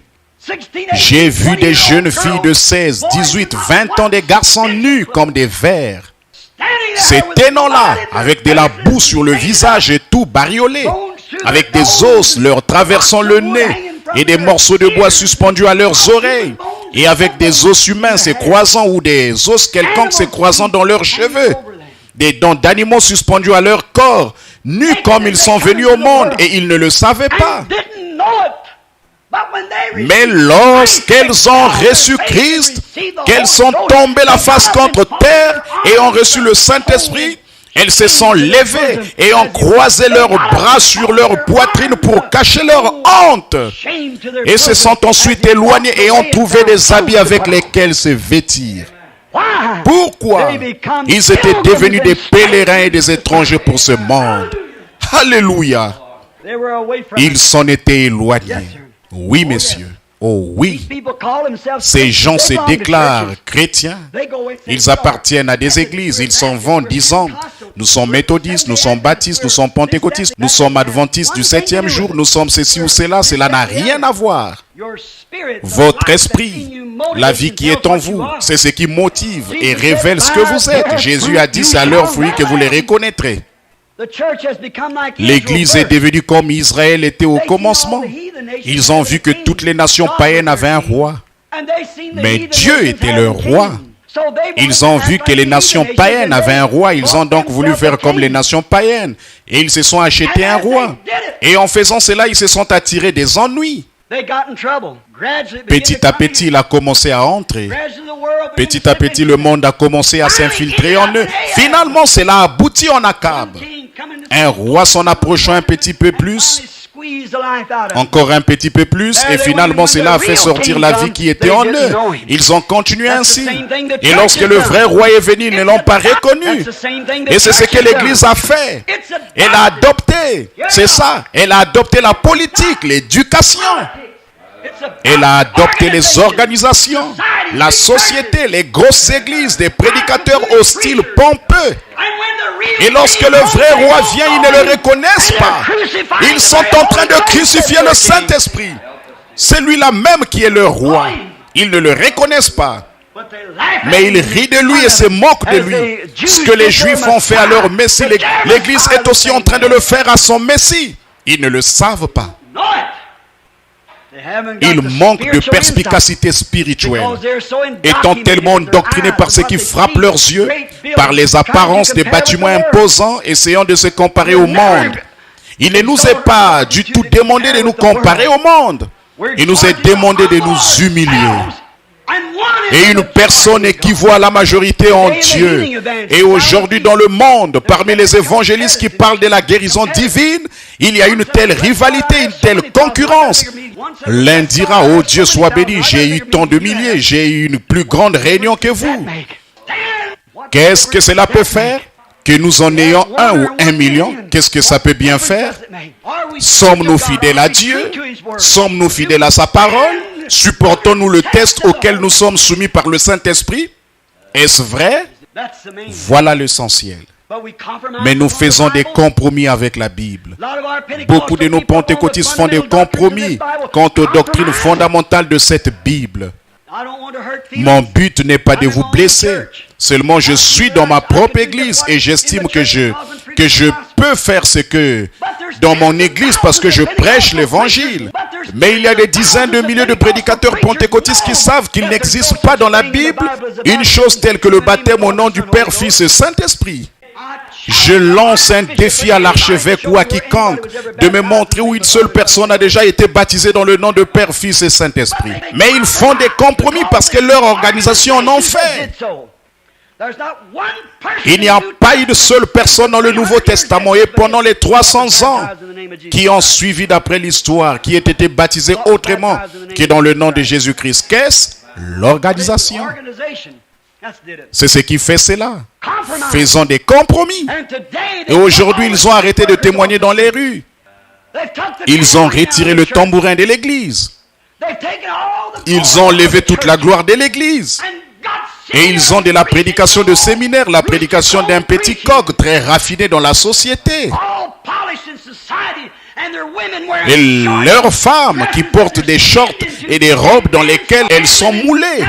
Et les hommes qui fument la cigarette jouent à l'argent et font des plaisanteries grossières. C'est une honte aux yeux de Dieu. Je sais que c'est violent, mais il est temps que quelqu'un dise quelque chose. Faisons des compromis, cédant, agissant comme le monde. Peu m'importe si je dois rester seul, sans plus personne, si ce n'est Dieu. Je prêcherai la vérité de la Bible de Dieu et prendrai position pour elle. Quitte à mourir, je prendrai position pour la vérité. Certainement, nous voulons la vérité. Je ne me mesurerai pas d'après l'Église, mais c'est d'après la parole de Dieu que je veux me mesurer. Mais Delilah, l'avez-vous remarqué? Elle savait que Samson possédait une puissance. Cependant, elle ne savait pas d'où lui venait cette puissance. Elle ne pouvait pas dire que c'était cette puissance, mais Samson possédait une grande puissance. Et elle voulait en découvrir le secret. Et Delilah s'est mise à faire la cour à Samson, cherchant sans cesse à le séduire par la beauté, par sa beauté. Oh, elle s'habillait d'une façon très sexy. Et elle marchait devant lui en ayant ce petit rire affecté qu'ont certains jeunes adolescents d'aujourd'hui. Et ainsi de suite. Elle voulait agir un peu comme une stripteaseuse pour essayer d'envoûter Samson. Et c'est ce que le monde a fait à l'église. Où est votre grande puissance maintenant? Eh bien, en nous organisant, cela brisera la puissance. L'église catholique a fait cela. Mais les Philistins sont sur toi, Samson. Et un lutteur est sorti. Ensuite, ils se sont organisés à nouveau. Si vous me liez avec une autre corde, cela me retiendra. Et c'est ce qu'ils ont fait. Et les Philistins sont sur toi, Samson. Qu'est-il arrivé? Wesley est sorti et a rempli les cordes. Voilà que tu m'as trompé depuis le début. Ne sais-tu pas que je t'aime, Samson? Bien alors, dis-moi la vérité, ouvre-moi ton cœur. Très bien. Lis-moi avec une autre corde. Bon, c'est ce que nous ferons. Qu'est-ce? La corde dénominationnelle. Laissez-moi en liberté que je n'ai pas de dénomination. Alors laissez-moi vous dire, vous m'aurez brisé. Et de là sont sortis les pentecôtistes. Où est votre puissance? Les Philistins sont sur toi. Et il a rempli les cordes de nouveau. Mais maintenant, qu'est-il arrivé? Cela atteint les pentecôtistes. Ils sont des docteurs en théologie comme pasteurs, de grands hommes. Et ils ont autant d'instructions et de rituels que les méthodistes, les baptistes et tous les autres. Lorsque vous allez dans une église, vous ne pouvez pas entendre un seul amen. Ils sont aussi froids qu'un tas d'Esquimaux venant directement du pôle Nord. Froid, indifférent. Et maintenant, les Philistins sont sur toi, Samson. Les Philistins sont sur toi, Amérique. Où est cette unité d'esprit? Où est l'unité de la Pentecôte? Les assemblées de Dieu et l'église unie et l'église de Dieu et celle-ci et celle-là chacune avec un isme différent. Celle-ci avec ceci et celle-là avec cela. Nous sommes si désunis qu'on peut aller dans une ville pour y tenir des réunions de réveil. Et si elles sont placées sous le patronage d'une des églises, les autres n'y assisteront même pas. Les communistes sont sur toi, Amérique. Où est notre puissance? Où est notre gloire? Qu'y a-t-il? C'est que nous avons recherché la sagesse des hommes plutôt que la puissance de Dieu. Oh, nos prédicateurs sont devenus si raides, si empesés. Ils nous ont organisés si bien que nous sommes empesés et endurcis au point que les gens qu'on n'entend plus personne pousser un cri de joie dans l'église. On n'entend jamais personne pleurer. Le banc des pénitents a été descendu au sous-sol. Il n'y a plus de gloire dans l'église. Tout ce que nous faisons, c'est rester assis aussi raide que possible. Nous ne sommes pas libres, nous sommes liés. Le diable, avec ses démons modernistes, a lié l'église du Dieu vivant. C'est vrai. Il n'y a plus de puissance dans l'église. Il n'y a plus de liberté. Les gens sont tellement empesés, tellement raides. Oh, que Dieu peut venir au milieu des pentecôtistes et prouver qu'il est Dieu et montrer les signes de sa résurrection. Et cela ne les secoue même pas. Gloire. Mais c'est une honte. Je parcours le pays, Dieu agissant, accomplissant des signes, et les gens restent là. Oui, je pense que c'est pas mal. Oh, je sais que c'est possible. Cela ne les remet pas. Pourquoi ils sont liés par Delilah, le monde? Ils sont enchaînés. Et maintenant, ils les ont même pris, liés dans une confédération. Les Philistins sont sur toi, Samson. Que vas-tu faire à ce sujet? Oh, nous avons des grandes dénominations, bien sûr. Nous avons plus de membres que jamais auparavant. Mais où est l'Esprit? Où est le Saint-Esprit? C'est ce que le diable a fait. Il est entré dans l'église. En lui faisant la cour, il a courtisé l'église sans arrêt. Venez à moi, je vous donnerai un immense tabernacle par ici. Si vous faites simplement ceci, si vous acceptez de vous débarrasser de ce prédicateur fanatique que vous avez, pour prendre un docteur en théologie qui a du bon sens, nous bâtirons une belle grande église de style classique et nous serons comme les autres. Honte à vous! Je préférerais avoir un homme qui n'arrive pas à faire la différence entre des grains de café et des grains de haricots, mais qui soit rempli du Saint-Esprit. Et par la puissance de Dieu, ne fasse pas de compromis. Mais c'est devenu tellement empesé que si un brave saint arrive à se frayer un passage jusqu'à Dieu au cours de la réunion, il se met à parler en langue, ou à jubiler un peu à haute voix, ou à faire quelque chose, les autres vont tendre le cou pour regarder. Qu'est-ce que c'était? Je me demande bien. Oh, c'est sûr et moi un fanatique qui est entré tout à coup. Vous savez que c'est la vérité. Qu'une pauvre sainte entre et devienne suffisamment heureuse pour lever les mains, pleurer, louer le Seigneur. Que quelqu'un crie Amen à la prédication de l'évangile et les autres vont se retourner pour voir ce qu'il a dit. Voilà les pentecôtistes. Que se passe-t-il? Vous prenez exemple sur les méthodistes, sur les baptistes. Et eux prennent exemple sur les catholiques. Et les catholiques prennent exemple sur l'enfer. Et tous ensemble, ils prennent pour modèle l'enfer. C'est vrai. Delilah, enjôleuse, vous a fait adopter des grandes églises, des prédicateurs bien instruits, une meilleure classe des gens. Oh, vous savez, un tel est millionnaire. Si seulement nous pouvions l'amener à faire partie de notre congrégation, oh là là. S'il n'est pas né de nouveau, il ne mérite pas d'être là. Peu m'importe qu'il ait $1 million, qu'il possède 40 Cadillacs, tout ce qu'il peut posséder, il doit naître de nouveau, venir à la nouvelle naissance et être régénéré par le Saint-Esprit. Et ensuite, il doit sortir de là né de nouveau. La mort venait, excusez-moi, pleurant et criant et se conduisant comme les autres pour ensuite vivre une vie qui prouvera qu'il a reçu. Amen. C'est ce qu'il vous faut. Samson, les Philistins sont sur toi. Les communistes sont sur toi. Le monde est sur toi. Le diable est sur toi. Ils s'en retournent après avoir vu l'Esprit de Dieu accomplir des miracles et faire des choses témoignant de sa résurrection comme Jésus l'a promis, disent. Oh, vous savez, je pense que Frère Branham a beaucoup de télépathie mentale. Mon pasteur a dit que c'était du diable. Vous pauvres infidèles hypocrites pleins d'illusions aux manières toutes raffinées, vous louez en vêtements de brebis.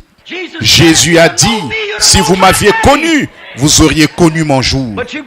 Mais vous avez un groupe de Saoul qui essaie de vous rendre comme le reste du monde. Nous voulons un groupe d'hommes de Dieu qui ne font pas de compromis avec la parole, mais qui prêchent la vérité et qui s'appuient entièrement sur le baptême du Saint-Esprit. Mais qu'est-ce que le monde a fait? Ils vous ont enlevé toute votre puissance. Vous êtes nés naziréens, vous de la Pentecôte. Mais il n'y a pas de doute, le monde vous a enlevé de votre puissance. Et maintenant, c'est tout aussi empesé que les autres. Qu'allons-nous faire? Que va-t-il arriver? Il y a une chose glorieuse à laquelle je puisse penser pour terminer ce texte. Pendant que Samson était lié, nous ne pouvons pas avoir de réveil. Écoutez notre loyal frère Billy Graham. Un réveil en notre temps. Écoutez crier Oral Roberts. Un réveil en notre temps. Écoutez les autres. Un réveil en notre temps. Comment pouvons-nous avoir un réveil alors que nous sommes liés? Nous avons lié le Saint-Esprit avec nos organisations et nos traditions. Et nous ne pouvons pas avoir de réveil du Saint-Esprit. Amen. Je sais que c'est brûlant comme le temps, mais c'est la vérité. Comment pouvons-nous avoir un réveil du Saint-Esprit alors que vous êtes si liés et si empesés? Une forme de piété. C'est ce que la Bible dit qu'ils auraient. Une forme de piété, mais réunion, c'est qui en fait la force. La force de quoi? La force de l'organisation, la force du monde, la force de l'Église, la force du Saint-Esprit. C'est le secret de l'Église. Et lorsque l'Église adopte des prédicateurs instruits et de grands bâtiments, et ses parures au lieu du Saint-Esprit à l'ancienne mode, il ferait mieux de retourner dans ce petit local de réunion. Amen. C'est vrai. Comment pouvez-vous avoir un réveil du Saint-Esprit alors que les gens l'étouffent, le lient et en ont peur? Voilà le fond du problème. Les Philistins sont sur toi. Mais la seule espérance bénie que nous possédons, c'est que pendant que Samson était en prison, quelle est la première chose qu'ils ont faite lorsqu'ils l'ont attrapé? Ils l'ont d'abord lié. Ils ont enlevé sa puissance. Ils ont trouvé son secret. Ils ont trouvé votre secret. Le monde a découvert votre secret. Maintenant, vous femmes, vous coupez tous vos cheveux. Et c'est comme le monde. Et vous, hommes, vous commencez à agir tous comme le monde. On se permet de faire des plaisanteries grossières, d'aller fumer quelques cigarettes et de sortir avec les épouses des voisins. Et tout le reste comme cela, et de boire un petit verre avec les autres, afin de garder son emploi. Je préférerais rester couché à plat ventre et manger du pain sec et boire de l'eau plate et rester propre et pur devant Dieu, plutôt que de faire des compromis pour avoir un quelconque travail. C'est vrai. C'est juste, restez fidèle à Dieu.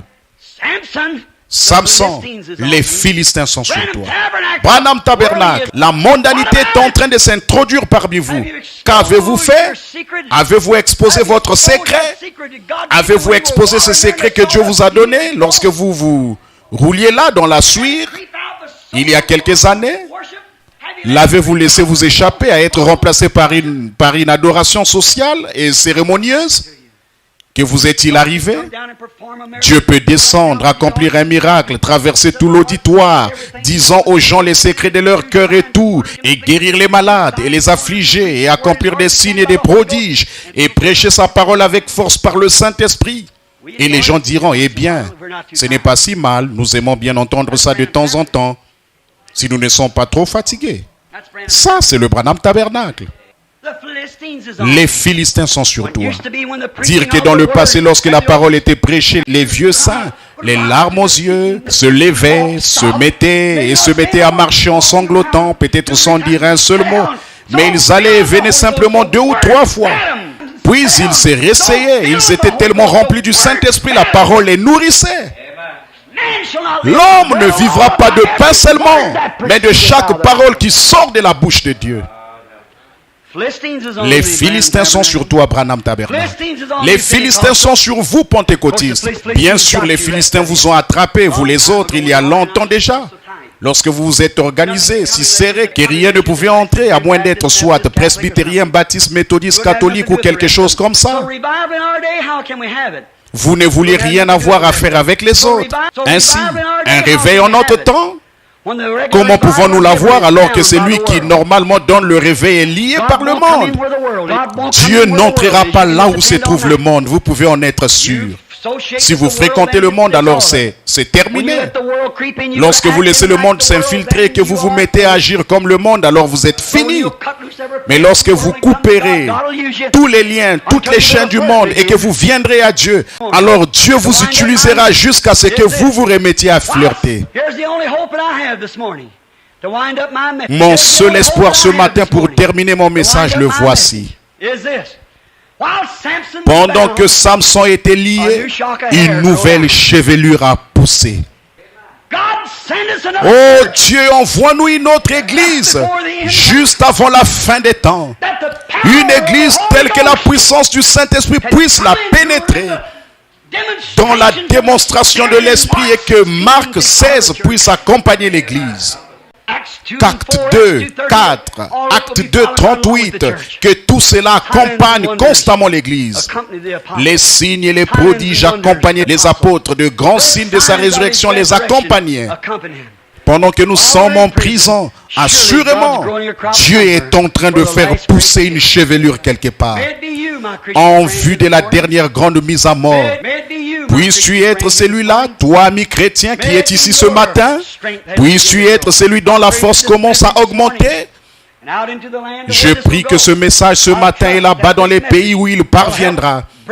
J'espère que ce message contribuera à fournir à votre système la vitamine qui produira à nouveau dans votre vie de la puissance spirituelle. Inclinons nos têtes et prions. Ô Seigneur Dieu, Créateur des cieux et de la terre, Auteur de la vie éternelle et donateur de tout don qui est bon et spirituel, prends ces paroles ce matin, place-les dans le cœur et arrose-les, Seigneur. Puissent les gens prier au sujet de ces choses, voyant que le monde a courtisé l'Église et qu'il a finalement découvert sa puissance, trouvé son endroit secret, trouvé où s'est trouvé son secret et l'a lui enlevé. Et il s'est emparé des gens qui une fois criaient victoire, qui une fois avaient la victoire, et il les a complètement dépouillés, si bien qu'ils restent à la maison le mercredi soir pour regarder un programme de télévision. Il a retiré la joie de leur cœur et leur a donné davantage d'amour pour le monde qu'ils n'en ont eu pour Dieu.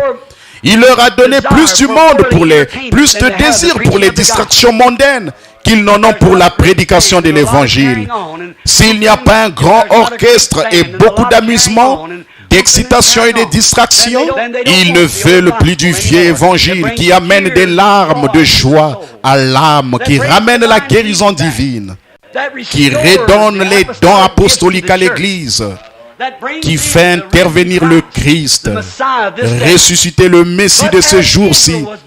Mais ainsi qu'Israël a été lié par ses rois, afin qu'ils ne puissent pas suivre le vrai roi, lorsqu'il est venu, ils ne l'ont pas reconnu.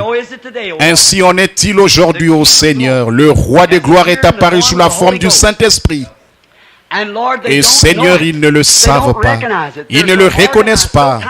Ils sont organisés si serrés qu'ils n'y comprennent rien, parce que ça ne se passe pas au sein de leur organisation. Seigneur, c'est une œuvre du diable qui a fait cela aux gens.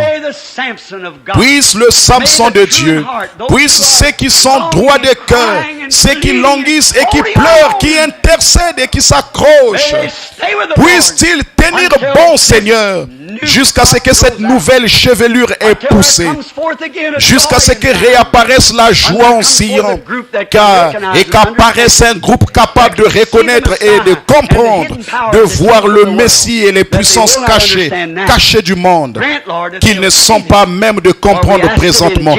Accorde-leur, Seigneur, de voir ceci, car nous le demandons au nom de Jésus. Amen. Oh Lord, send the power just now. Puissance en ce moment. Oh Seigneur, envoie la puissance en ce moment et baptise chacun.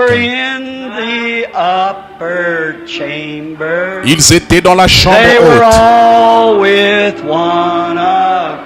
Ils étaient tous d'un commun accord. Lorsque le Saint-Esprit est descendu, tel que promis par notre Seigneur. Oh Seigneur, envoie ta puissance en ce moment. Oh Seigneur, envoie ta puissance en ce moment. Oh Seigneur, envoie la puissance en ce moment. Et baptise chacun. Comme je l'aime. Envoyez sa puissance. Simplement, il était Ils étaient dans la chambre haute, tous d'un même All the accord. world had drained out of them. Tout ce qui était du monde était sorti d'eux. Ils étaient complètement vides et le Saint-Esprit est venu. Today they say, come, join. Aujourd'hui, ils disent, venez vous joindre à l'église. Mettez votre nom dans le livre. Ou alors, inclinez-vous et dites, je confesse Christ comme le Fils de Dieu et ensuite relevez-vous. Certainly. Le diable fait la même chose, c'est sûr. Le diable a été baptisé lorsque Judas a été baptisé. The devil went out and preached the Le gospel. diable est allé prêcher l'évangile lorsque Judas est allé prêcher But the devil l'évangile. didn't get the Holy Mais le Ghost. diable n'a pas reçu le Saint-Esprit, c'est cela. There's where the hidden power is at. Voilà où se trouve la puissance cachée, cette résurrection. No positive. Cette certitude absolue sans l'ombre d'un doute. Amen. Amen. He's here. Il est ici. That same Ce Holy Ghost. même Saint-Esprit, That one was on celui the qui était side. sur le Messie est toujours sur son église. Il ne part jamais. I'll be with Je you serai always, avec vous tous les jours, even in you, même en vous, to the end jusqu'à la of fin the du world. monde. Je serai là. I'll be there. The works that I do, Les you œuvres que also. je fais, vous les ferez aussi. Vous en ferez davantage, car je m'en vais au Père. But the world compromises. Mais le monde fait des compromis avec cela. Just what the devil Oh, wants. ces choses appartiennent au passé. C'est exactement ce que le diable veut que vous fassiez. Ils veulent que vous fasciniez. God wants you baptized. Dieu vous veut baptiser. God wants you Dieu to veut say, que "Oh, I don't vous believe dites, all that oh, je ne suis they're pas saying." pour cette façon de Go se ahead, live in your conduire. sin. Alors allez-y et vivez dans votre péché, vivez dans votre péché. But until you Mais jusqu'au rot, moment où vous aurez pourri, till you rot jusqu'à ce que your vous own ayez ideas, pourri à vos your propres own idées, fashions, que till vous you ayez rot pourri your à vos own propres fashions, habitudes et que vous soyez régénérés et nés de nouveau. and that new life Et will cette be nouvelle altogether vie sera different entièrement from the one that différente went de down. celle qui est tombée en A terre. grain of corn goes down Un in grain de blé va en terre jaune et il ressort vert. Il va en terre dure, renfermée, et il en ressort souple et sensible au vent. Oh, glory. Oh, gloire! Hallelujah. Alléluia! When the wind Lorsque begins les to vents blow, commencent à the grain souffler, doesn't move itself, le grain ne shift. peut rien faire d'autre que se déplacer et bouger. Little blade flex, a little- Mais le petit brin d'herbe fléchit et se réjouit. Et il croit alors, il se fortifie. Il ne peut pas devenir un brin d'herbe tant que le grain n'est pas mort et n'a pas pourri. Non seulement mort, mais pourri. Can't come back. Il ne peut pas revenir, mais la vie en ressort. As I said a while ago, a birth Comme je is le a disais il y a horrible thing. quelques instants, une naissance est quelque chose d'horrible, c'est dégoûtant, c'est sale, tout ce qu'il y a de plus dégoûtant. But that's where life lays. Mais c'est là que se trouve la vie. When you Lorsque reckon vous vous yourself considérez filthy, comme étant souillé, reckon your que vous reconnaissez que vos credos Methodist, méthodistes, baptistes et pentecôtistes ne sont que saleté, Ah! et que vous mourrez à l'autel, c'est alors qu'entre une nouvelle vie. Le Saint-Esprit vous élève au-dessus de cela. See God. Vous voyez Dieu. We shall see him Nous le verrons un jour glorieux. someday Un jour, beyond the reach of au-delà de mortal toute kin. perception mortelle, nous le verrons. Believe that? Est-ce que vous le croyez? Un jour, au-delà de toute perception mortelle, un heureux lendemain matin. Je me tenais ici au coin hier soir et j'ai cru voir le petit Rabbi Lausen. Quand il était ici autrefois, il avait l'habitude de tendre sa vieille canne, de m'attraper le cou ici à la chair et de chanter ses chants. Un heureux lendemain matin. Something happened. Quelque chose est arrivé. Cela fait sortir le monde. J'ai commencé à voir les choses différemment. Je me suis tellement tracassé au sujet de la façon dont ces Américains agissent constamment année après année à la vue de ces femmes et de ces hommes, de la façon dont ils se dégradent et vont dans le péché, que j'en ai presque fait une dépression 2 ou 3 fois à force de me tracasser à ce sujet. Hier, j'ai dit à Dieu, je ne me ferai plus de soucis. Ta parole a déclaré qu'il en serait ainsi. Mais je me tiendrai dans la brèche et je dénoncerai cela de toutes mes forces. L'autre jour, j'étais à Greensmill, à ma caverne très loin dans la nature. J'avais prié toute la journée vers 3 heures de l'après-midi. Le soleil allait se coucher et je me tenais là à regarder au loin. J'étais sorti de la caverne. Je me tenais sur un gros rocher. Je me tenais là regardant du côté de l'est et louant le Seigneur. Et je pouvais voir le soleil descendre derrière les arbres au sommet de la montagne. Comme je regardais de l'autre côté du canyon en direction des autres, il y avait beaucoup de feuillage et tout était aussi calme que possible. Et j'ai dit, Seigneur, Un jour, tu as caché Moïse dans les creux du rocher. Et tu as passé près de lui parce qu'il était épuisé. Mais tu as passé. Et il a dit que cela ressemblait au dos d'un homme. J'ai dit, cache-moi dans les creux du rocher, Seigneur. À peu près à ce moment-là, à côté de moi est venu un petit vent qui s'est déplacé à travers les buissons. Il s'est déplacé comme cela et est venu tout près de moi un petit vent qui s'est déplacé. Il est parti à travers les bois. Je me suis tenu là. Un jour, Dieu sait où et quand les roues de la vie mortelle devront toutes s'arrêter.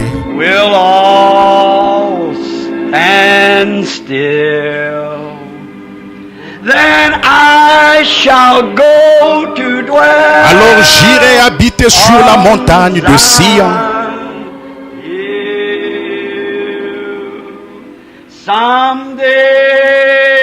Un jour,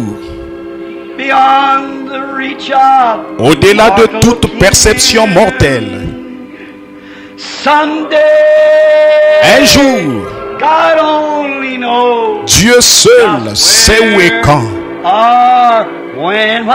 Qu'est-ce qui va arriver? Toutes ces petites roues qui tournent vont s'arrêter. Les roues de la vie mortelle s'arrêteront toutes.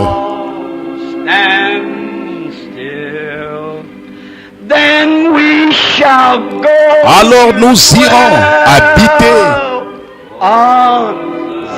sur la montagne de Sion.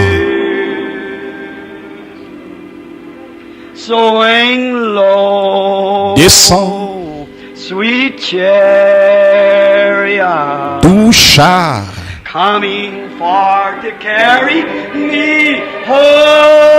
pour venir me transporter à la maison. Descends, doux char,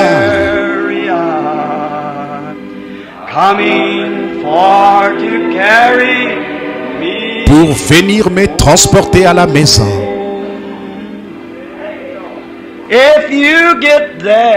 Si vous y arrivez avant moi, pour venir me transporter à la maison, dites à frère Bosworth et à tous mes amis aussi, pour venir simplement me transporter à la maison. Maintenant, descends. Un jour, il va descendre pour me prendre. Chaque arbre sera en feu. Les anges de Dieu, le char de feu, me transporter à la maison. Descends, doux char.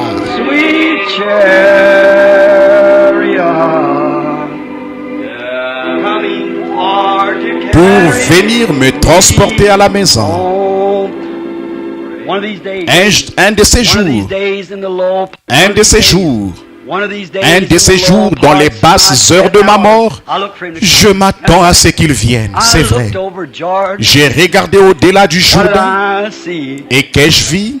Venons me transporter à la maison, comme le vieil Élie qui regardait au-delà du Jourdain. Un groupe d'anges éclatants qui venaient me chercher. Ils venaient pour me transporter à la maison. Descends, descends bien là-bas. Doux char,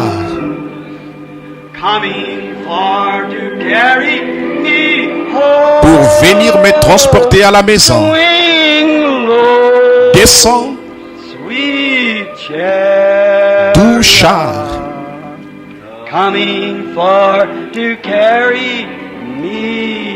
pour venir me transporter à la maison.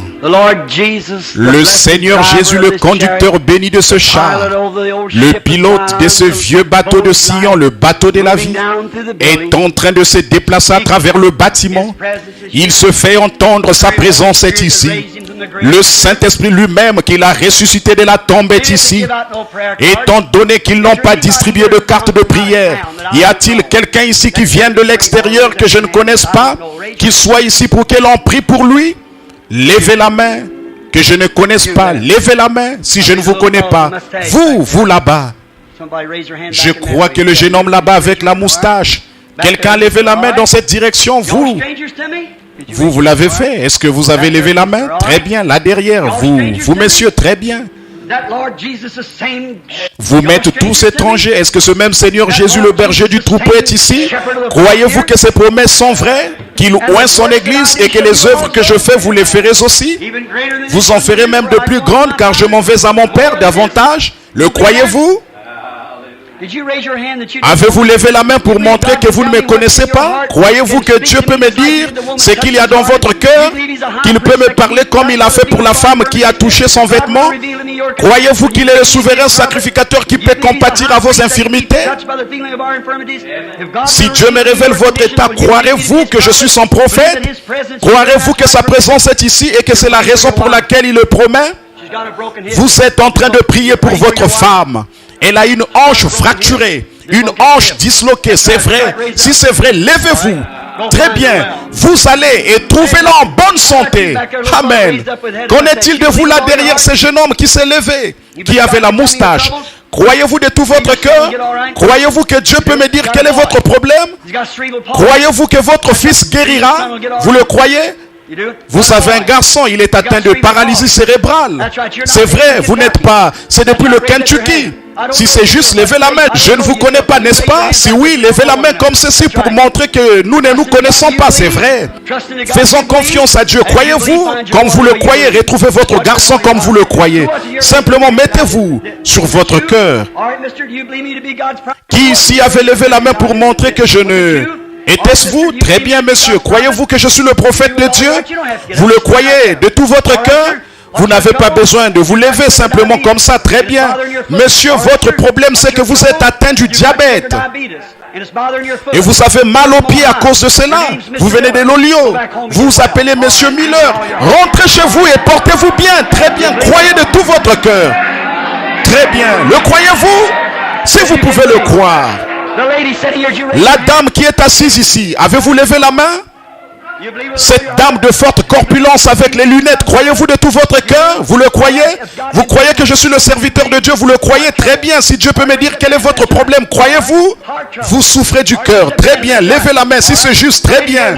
La dame à côté de vous s'est levée. Ce n'est pas votre cœur. C'est plutôt vos yeux. Je la connais très bien si tu peux le croire. Et là derrière, l'homme juste à côté, lui aussi, il souffre du cœur. Et il a également une maladie de peau. Croyez-vous que Dieu peut vous guérir? Vous le croyez, monsieur?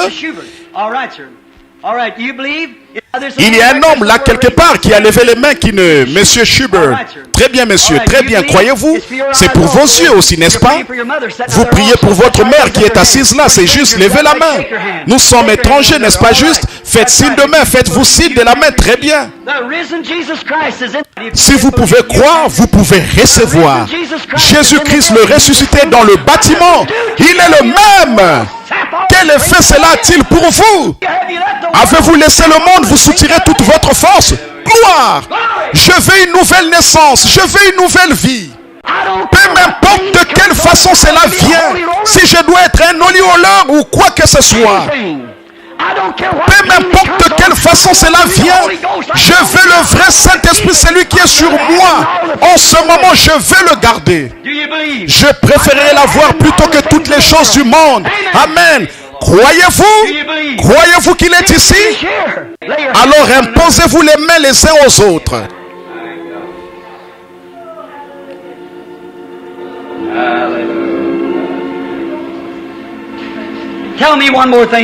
Dites-moi encore une chose qu'il pourrait faire.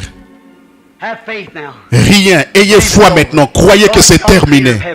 Seigneur Dieu, créateur des cieux et de la terre, auteur de la vie éternelle et donateur de tous les dons qui sont bons. Ton esprit est ici et son onction est tellement forte, Seigneur, qu'on dirait que le bâtiment est en train de respirer sous l'effet d'un mouvement de va-et-vient. Pourquoi les gens ne peuvent-ils pas comprendre, Seigneur? Ont-ils tellement fréquenté le monde? Sont-ils devenus tellement froids, cérémonieux et empesés qu'ils ne peuvent plus te reconnaître? Seigneur Dieu, puisse cette puissance frapper chacun et que chaque personne malade soit guérie, chaque pécheur sauvé et que Dieu en reçoive la gloire. Through Jesus Par Christ, the Son of Jésus-Christ, God, le I ask. Fils de Dieu, je le demande. Amen. Amen. You believe it? Le Raise up croyez-vous? your hand. You accept Levez les it. mains. Acceptez-vous votre guérison? Que Dieu vous bénisse. Maintenant, allez et trouvez-les exactement comme vous l'avez cru. Ce serait ainsi. Je vois des visions qui apparaissent sur d'autres. C'est vrai, je dois revenir ce soir. Si vous ne croyez pas maintenant, vous ne croirez jamais. C'est vrai. Jesus did it one time. Jésus l'a fait une fois et ils ont dit tu es. Nous savons que lorsque le Messie viendra, il vous dira ceci. She said, Elle a dit, je sais que le Messie fera cela. Mais qui es-tu? Il a dit, je le suis. Then she run into the Elle ensuite courut à la ville et a dit, venez voir un homme qui savait ce que j'étais et ce que j'ai fait. N'est-ce pas le Messie? Il a dit, ces choses réapparaîtront dans les derniers jours. L'Église prêchera la vérité, elle se tiendra sur la parole. Elle mettra en pratique tous les commandements de Dieu. Elle ne s'associera pas avec le monde et par son entremise, j'agirai et je ferai les mêmes choses. Mais il a dit, ils seront emportés, enflés d'orgueil, aimant le plaisir plus que Dieu, déloyaux, calomniateurs, ayant l'apparence de la piété, très religieux, allons à l'église, very religious, going to churches. ayant l'apparence de la piété, mais régnant ceux qui ont fait la force. Éloigne-toi de ces hommes-là. Vous les gens, où que vous soyez dans l'église, vous qu'il vient d'interpeller, la vision m'a quitté. Si ce que j'ai dit était la vérité et que je savais rien à ce sujet, levez les mains partout, dans toute l'église, partout, voyez-vous. Je ne les connais pas, je ne les ai jamais vus, mais le Saint-Esprit est ici et il les connaît. Ne pouvez-vous pas voir que ce n'est pas moi? Écoutez, s'il me confie cela, il me confiera la vérité de la parole. Parce que la vérité peut seulement venir par la parole. Répentez-vous chacun et soyez baptisés au nom de Jésus-Christ pour le pardon de vos péchés et vous recevrez le don du Saint-Esprit, car la promesse est pour vous, pour vos enfants et pour tous ceux qui sont au loin en aussi grand nombre que le Seigneur notre Dieu les appellera. Le croyez-vous? Il va y avoir un service de baptême dans un instant. Inclinons nos têtes. Et je vais demander au pasteur de prier pendant qu'il se prépare pour le baptême. Je pense qu'il va y avoir un service de baptême très bien.